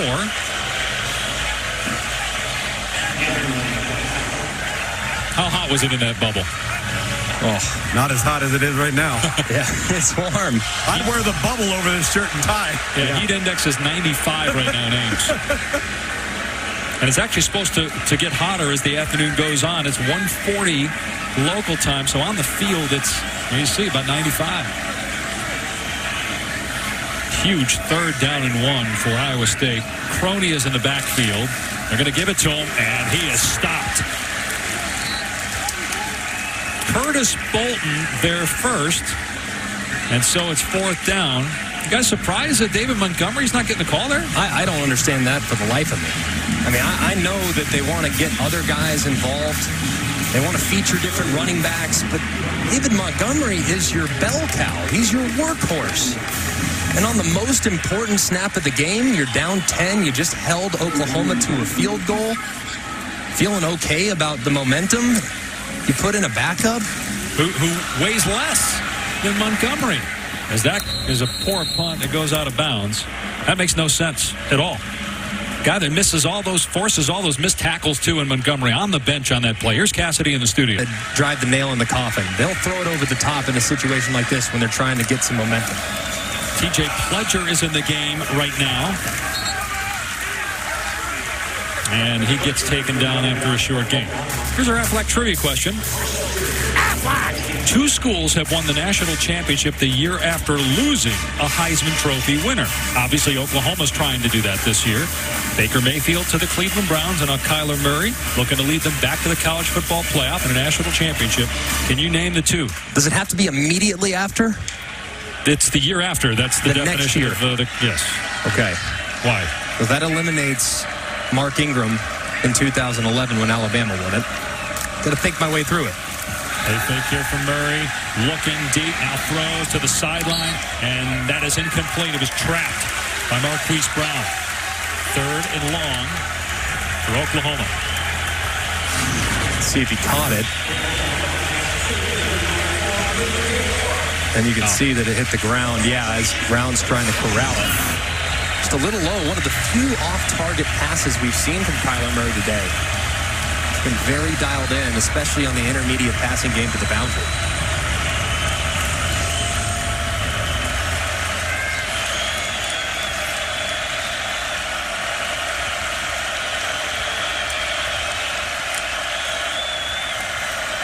Murray leaves the pocket, throws back across the middle, wide of the target, incomplete. Trying to hit Marquise Brown again. 4th down. A rare misfire by Murray, especially on 3rd down where he was 4 of 6 before that throw. And they've run this play over and over and over again. And this time, they get a little pressure up front. And it was a nice job by Iowa State, especially Jamal Johnson, big number 92, forcing Murray off his spot. He had a receiver open. He just wasn't able to get there in time. Finally located them late, but that window had closed by that point. Seibert, the place kicker and the punter, gets off a good one. And it goes out of bounds inside the 15-yard line. Coach at a predominantly non-African-American Division I school, Wichita State, back in the 70s. Nolan going downfield. My goodness, receiver wide open. Past midfield is Landon Akers. He saw it earlier. It's a touchdown. This is an aggressive group on defense. A little double move. You see Motley take the cheese on a little stutter go. Slightly underthrown by Nolan, but a good pickup nonetheless. 37 yards to midfield. Here's Montgomery looking for the cutback. Keeps the feet moving. On a hot day, it is taxing after a while to try to get him to the ground. He only picked up 2 yards. There's an injured Oklahoma player. That's the run you wanted on third down on the last series. Dylan Famatau, the injured Oklahoma defensive lineman. But you're right on that throw. If that's, again, a better, he sees him a little bit earlier, gets rid of it a little bit sooner, throws it a little bit longer like he did in the first quarter where he overthrew a couple guys, that's a touchdown. It's funny sometimes, though, when they're that wide open. You don't want to overthrow? Yeah, you for whatever reason, you just guide it in there. You can't. Leaving a guy short is totally understandable in that setting. And he just had so much space to complete that pass. Well, think about our reaction, guys, had he overthrown him. Totally. I mean, what is he doing? You know, it's easy. I mean, but it's one of those where he's so open. You just want to make sure you secure the completion. Getting the touchdown secondary, getting the big play is the first priority for this team. So once they get Famatau off the field, you would imagine they'll run the clock here on the ready for play, and that will be the end of the third quarter. After the way Oklahoma went into halftime scoring in the final seconds to go up 14 points, you wondered what kind of juice Iowa State would have in the third quarter. They're still in it. They're on the move, down 10 as we go to the fourth here in Ames. And we'll be back with the fourth quarter after this message and a word from our ABC stations. Oh, you're 30 minutes from TCU. Iowa State, first play of the fourth quarter. Nolan out of the backfield, nearly intercepted. Kenneth Murray, the intended receiver, but a penalty flag in the backfield. Nolan was shaken up. So you can imagine that's a late hit. Personal foul, roughing the passer, defense number 90, 15-yard penalty, automatic first down. That's on Neville Gallimore. Big mistake there.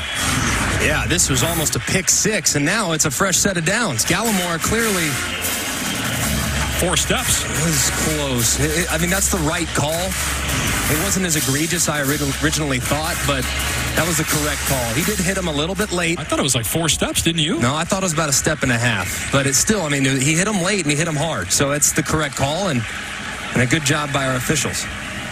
First down for Iowa State on the Oklahoma 33-yard line. We were told we'd see some other quarterbacks today, but Nolan, hard to take off the field the way he's playing right now. 284 yards passing and 2 scores. He hands off for Montgomery here, and Montgomery tackled in the backfield. They'll give him forward progress. He kept the feet going. Either the whistle blew or they're going to say forward progress was stopped at the 34. It's a 1-yard loss. It's not often that he's brought down for lost yardage. It appears that there's an injured player on the field, too. Yeah, Josh Kniffel, the starting right guard for Iowa State. He's face first on the turf. Back in a moment. Place him right now. Iowa State down 10, early fourth. In trouble as the quarterback Nolan gets the pass away. Now, we'll see what they rule here. He appeared outside the tackle box. There is no foul for intentional grounding. The quarterback was outside the tackle box and threw the ball beyond the line of scrimmage.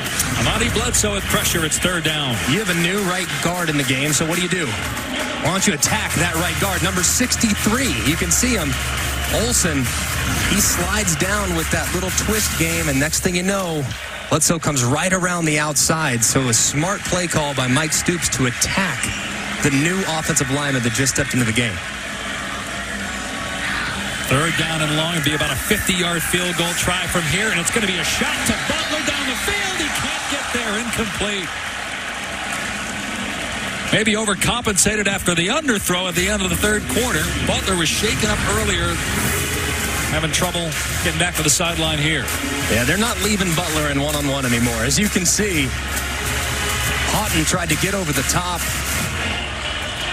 and they had him covered, obviously, underneath by Trey Brown. Hey, Greg, why on earth are they not punting the ball on 4th and 11 at the 34? If it's too long for the field goal kicker. I think they're going to quick punt. Maybe quick kick it here. I'm surprised, too. No, they're going to go. Nolan on 4th and 11. Shut up pass. Great catch by Eaton. The pass a little behind him, but he still made the grab, the move, the chains. They pick up 4th and 11. They must know their defense is going to have their hands full if Oklahoma's offense comes back on the field. Did he secure that catch? It looks like he did. Ooh, I thought they snapped it before the whistle. The previous play is under further review. But I'm with you. It looked like a catch, and what a catch There by is no Matthew foul. Eaton. The game was stopped prior to the snap. It was behind him. He juggled it, and it appeared that he pulled it in. Let's see. And look, does that ball, does he secure it without it touching the grass? And it can hit the grass as long as you maintain control. If you control it, it can hit the ground. Correct. And so is there indisputable video evidence to overturn that? There's not to me. And catch, no catch is one of the most controversial rulings that you have in football, not just in college, but we all know the long list of issues that the NFL has had with it as well, and they've tried to just institute a lot more clarity as to whether or not it's a catch or not. But, man, it can go either way sometimes. You might have 100 officials in a room. 50 will think it's a catch. 50 will think it's an incompletion. Based on the fact that it was called a completion on the field, I have a hard time thinking that they're going to do anything but let the play stand. They would say a play stands is called, won't be confirmed, it won't be changed.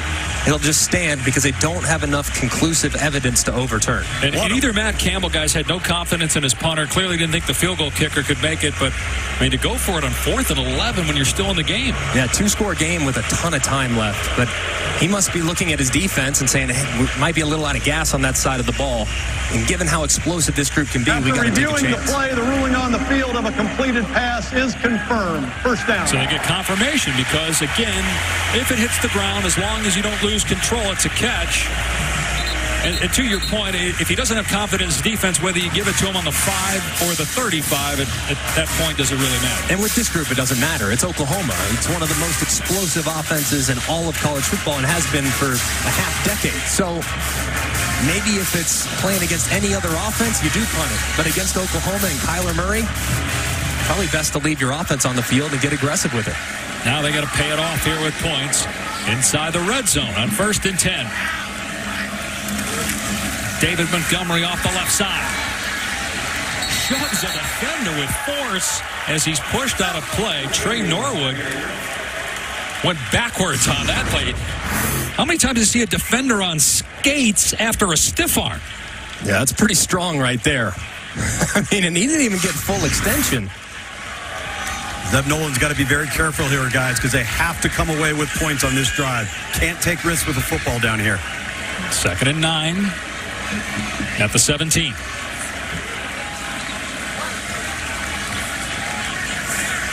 Nolan making his second career start because of the injury to Kyle Kemp, the normal starter last week at Iowa. Nolan looking. Dangerous pass, but still caught by Jones, and he gets the first down. It was almost picked off. Instead, it's 1st and goal, 11 yards. Man, what a great angle by Radley Hiles. Just not tight enough. What a throw by Zeb Nolan. They go up tempo. Montgomery hit in the backfield, and down he goes. They rule that he's down at the 9-yard line. Khalil Houghton on the stop. So it's a loss on the play of 3 yards. Ruling on the field is the runner was down by rule. Watch the forearm here of Montgomery. He lands on a player, but right there he's down. Right elbow down. I appreciate him getting up and trying to sell it. Yeah. Why not? But good job by the officials seeing that elbow go down and whistling it dead. And a good job, too, by Houghton getting in the backfield and bringing him down at first contact. That doesn't happen often, but a nice job. Here's that crazy formation where they shift into the Wildcat with Montgomery. 2nd and goal from the 9-yard line. Montgomery keeping it, hit in the backfield. In trouble. Can't stiff arm his way out of chaos back at the 14-yard line. Brought down by Gallimore. And so now you're 3rd and goal on the 14. How do you handle this? You got to be really smart if you're Zeb Nolan, because this drive absolutely has to end in points. Considering it is a 10-point game, a field goal is not the worst outcome. So you have to be really smart with the football. And if I'm Oklahoma, I want to drop back. I want to play zone coverage. I want to have as many guys in the passing lanes as humanly possible. And I don't want to put my corners and safeties in one-on-one coverage against these big wide receivers. They've had luck with Butler over the top. We go over the middle here on an underneath route. Jones down to the 4-yard line. Okay, you probably have 3. Do you want to risk it and go for the touchdown? No, you got to kick. You have to. Absolutely have to here. And a good job not putting him in harm's way. A 3rd and 14, 3rd and 13, and goal. Just the likelihood of getting it is so incredibly small, and especially with a guy that's only making his 2nd start. Don't put him in harm's way. Throw it underneath. Maybe you break a tackle. Maybe you slip and score. But at least you protect the opportunity to try for the field goal. 34-yard attempt, or 22-yard attempt. He made a 34-yarder earlier. And it's a 7-point game. Little surprised we didn't see any shots to Butler against the smaller corner on that 1st and goal. Iowa State take it, though, back within 7. For Zeb Nolan, this is just his 2nd career start. Iowa State going to put it in play here to Brown. They've been kicking it away from him. They give him a shot. And he's finally wrestled down at the 28-yard line. Our Pacific Life game summary. With Oklahoma leading 34-27, Kyler Murray's been brilliant. Marquise Brown, Hollywood with a $191 and 2 touchdowns. And Nolan, 321 yards through the air, 2 touchdown passes. Yeah, his performance should not be overlooked. I think we all kind of expected Murray to have a performance like that. Not surprising to see Hollywood Brown play so well, but Zeb Nolan in only his 2nd start to play with such poise and to make the accurate throws that Oklahoma's forced of him been pretty remarkable. Murray, a design quarterback run, has the speed to get the corner. Past the 40, and he steps out, eluding the hit at the 43-yard line. The future Major League pitcher was the number 9 pick by the Oakland A's. He's an incredible athlete and picks up about 15 there. And you wonder now, with the game that's still in balance, will they run him a little bit more on this drive? Take some time off the clock. He's going to throw it here. Long pass back to Sermon. And he's able to power through and get positive yardage. Marcel Spears couldn't wrap him up at the line of scrimmage. Still, it's a short game. I have to be impressed with the most part with how well this offensive line has held up. Now, there's a lot of times when you look at Iowa State defensively, they're going to drop out and they're going to only rush 3 defenders. As a result, Kyler Murray should have ample time, but sometimes when you have 5 guys blocking 3, there's some leakage. There hasn't been much today, and when there has been, Kyler Murray's been aware of it, has negotiated the rush, and find both throwing and running lanes. Marcellus Sutton is back on the field right now. He's going to block here as the quarterback Murray able to shake a defender. He's at the 40-yard line and slides again. He's down where the ball is, which is at the 40. Scampers for 18 more yards. This is just a little wrap play. Little inside zone with a wrap lead. He takes it out to the perimeter. Very wise, too, to know where he's at on the field. Slide, stay in bounds, and make sure that clock continues to wind. 7-point lead with a lot of time left, but you can still be mindful of the operation and making sure that clock continues to roll.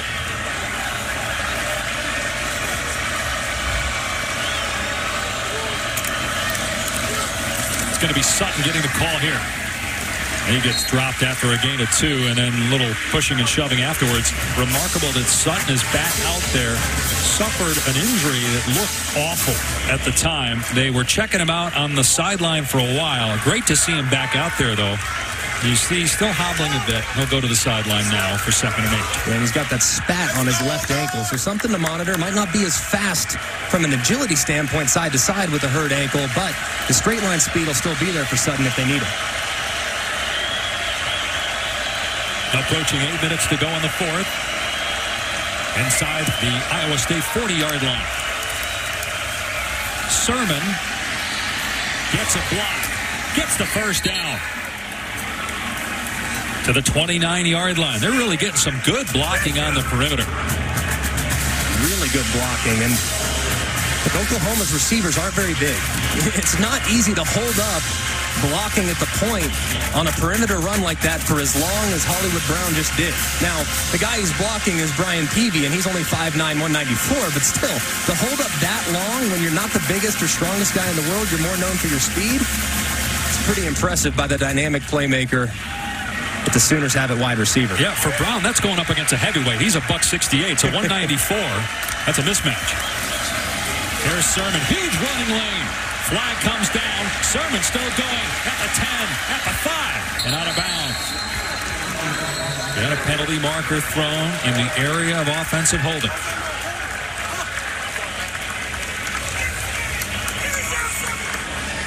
If that is on Oklahoma, it negates a huge run by Trey Sermon.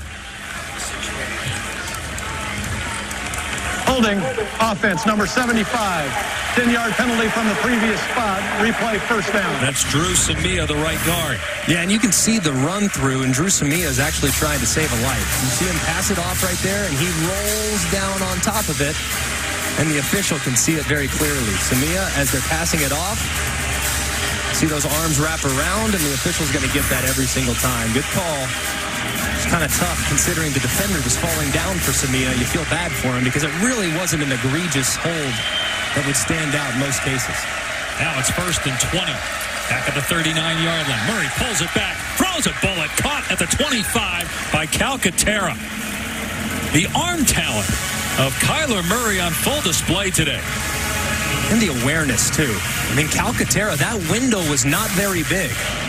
He actually had to hold up Calcaterra because Greg Eisworth, the safety, is about to crush him. If he throws it out in front, Calcaterra's getting crushed. So he holds him up a bit, back shoulders him a touch, and as a result, Eisworth hits him in the back as compared to the chest, which is a much more secure way of absorbing a blow like that. So they get 13 yards on 1st and 20, continuing to take time off the clock as well. Murray keeps it to the 24-yard line, so he gets only 2. Braxton Lewis makes the play. 3rd down and 5. Now in this situation, almost every single time, Oklahoma's been in 3rd and medium, which is right here, 3rd and 5. They've run crossing routes, and they've thrown it to one of their wide receivers over the middle of the field. That area of the field has been vacated multiple times today by this Iowa State defense. So let's see if Kyler Murray tries to find one of his wide receivers in this vicinity right here. And Oklahoma's going to have to call a timeout. They were about to bring CeeDee Lamb in motion. And Lincoln Riley stepped on the field and called for time. Collegiate Roadstar. What's he got here? He'll throw. And he got a man. It's caught for a first down by Tease, who had a touchdown earlier. He's out of bounds at the 16-yard line for 8 yards. Just a really good isolation route. Just a little Ohio, little 5-yard out route by Tease, who's got great sudden agility, working against Arnold Azuna there in the slot. That's a long throw, too, Greg. That is a long throw, and it's a dangerous throw. Yeah. Anything inside, if Tease won convincingly on the route, anything inside, that can go the other way. It's a really nice throw to get it out in front, to hit Tease in a catchable spot right in the chest. And now they take some time off the clock with the lead. They snap it with about 5 on the play clock, and they just run it. Sermon up the gut. Picks up 1 to the 15-yard line, hit by Uwazurike. 2 timeouts remaining for Iowa State. Now Obviously, Oklahoma in field goal range, so they got to imagine Lincoln Riley's going to be careful here with what he calls, right? Yeah, and they got to milk every second of this play clock. And this is where Oklahoma has such an advantage over most of the Big 12 because their offensive line is so elite. Usually throughout the Big 12, you don't see as many great offensive linemen. You see good athletes, you see a great tackle here, maybe a good center here, but collectively as a unit, there's no one in the Big 12 that's as good as Oklahoma. So putting games away is where they've really excelled in the last 2 years. Murray in trouble in the backfield. They sack him back at the 25-yard line. Jamal Johnson. Spencer Benton was back there as well, but it's Johnson that gets the takedown and a loss of 10. Man, a huge play. They tried to go with a little quarterback counter. You see the fake throw to the right, trying to run it to the left, but they cut him off.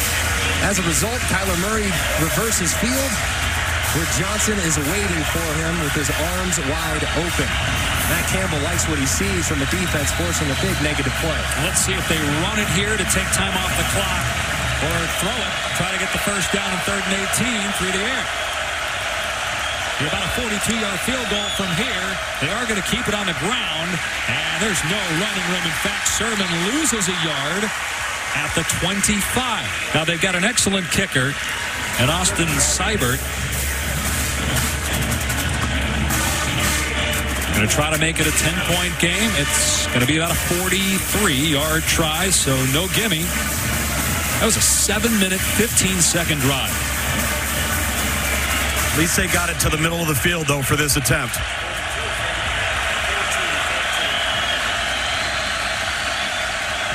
Iowa State's bringing in some length. Matt Leo, 6'8", number 89, trying to block this field goal. And Seibert hooks it in. It's good. And the lead is 10. Looked like that started outside and swung back. Good. 37-27, Oklahoma. Austin Seibert has been so good over the course of his career. Never a doubt for Lincoln Riley as his team leads by 10.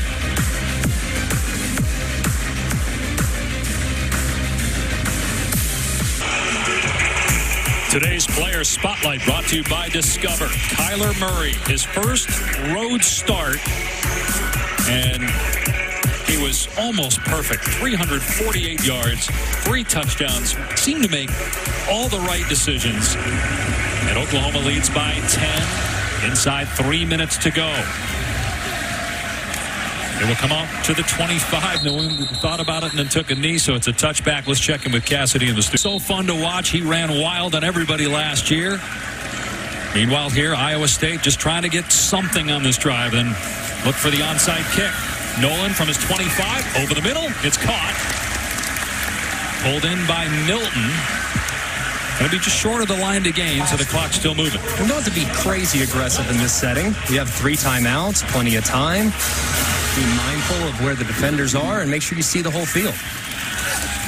In trouble, Nolan steps up and throws it away. Good job by Nolan there. Get out of trouble and make sure that he threw it out of play, so it's 3rd down and 1.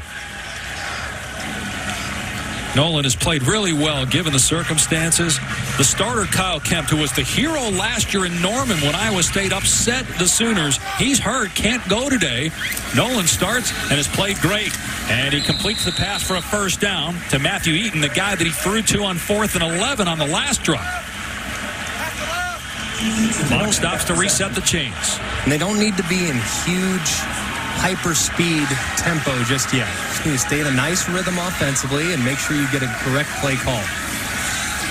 Nolan to the sideline. It's caught, and then Jones steps out of bounds. That'll stop the clock. 2:02 to go. Again, 2 timeouts left for Iowa State. If you're Oklahoma defensively, you've got to start protecting the sidelines with your corners, forcing everything to the inside. Can't allow those intermediate throws to the sideline. And just gave up 8 yards rather easily. 2nd and 2. Boy, it took a long time there to snap the ball. The clock started on the ready for play. Now it stops because of the false start at 1:49.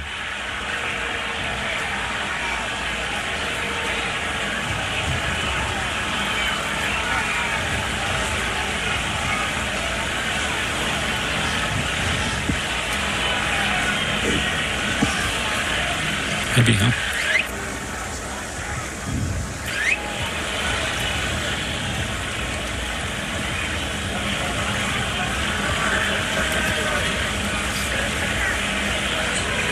Coming over for an explanation here. I wonder if there was some confusion over when the clock was supposed to run. Were they still outside 2 minutes when he went out of bounds? And then also, you saw him look the way of... Offense, number 54. 5-yard penalty. Say second down. And then you also saw him look over at Lincoln Riley, but it's just a false start. So clearly they felt that they were outside 2 minutes when Brown went out of bounds, and so the clock ran on the ready for play. Cost him 13 seconds and 5 yards. So it's 2nd and 7. Nolan, and that was behind the intended receiver. Incomplete. 3rd down and 7. 1:40 to go. And now you got to start pushing the ball down the field a little bit. I mean, you haven't done a ton. Obviously, it's 3rd and 7. Making sure you keep the drive alive is the most important thought. So make sure your receivers are aware of the yard to gain, and they got to get to that 50-yard line for a fresh set. So be mindful of that. Nolan to the sideline, caught for a first down. So Jones able to move the chains. But he didn't get out of bounds. Right, so the clock will start on the ready for play. Wow. When they get the chains lined up.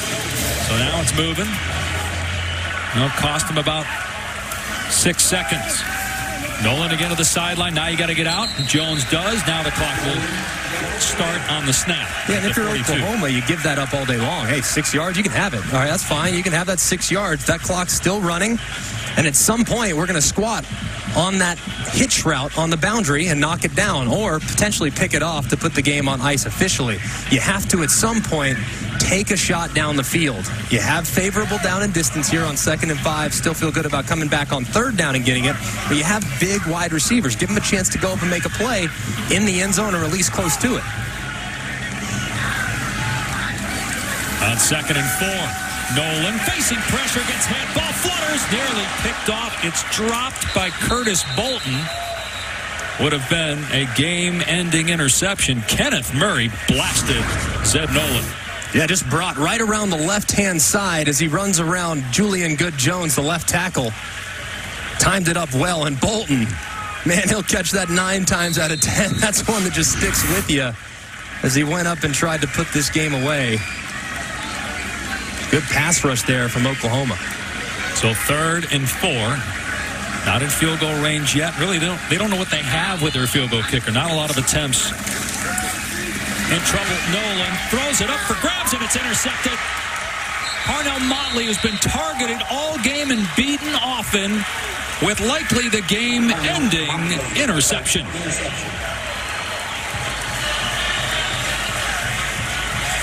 And that was all created by the pass rush. 2 consecutive plays in which defenders were right in the lap of Zeb Nolan. This time, it's number 55, Kenneth Mann, as he slipped inside. Julian Good-Jones on consecutive plays giving up pressures. This time, it is reeled in by an Oklahoma defender. And this defense steps up when they needed it most. Wasn't perfect by any stretch of the imagination, but they made the plays necessary with the game was on the line.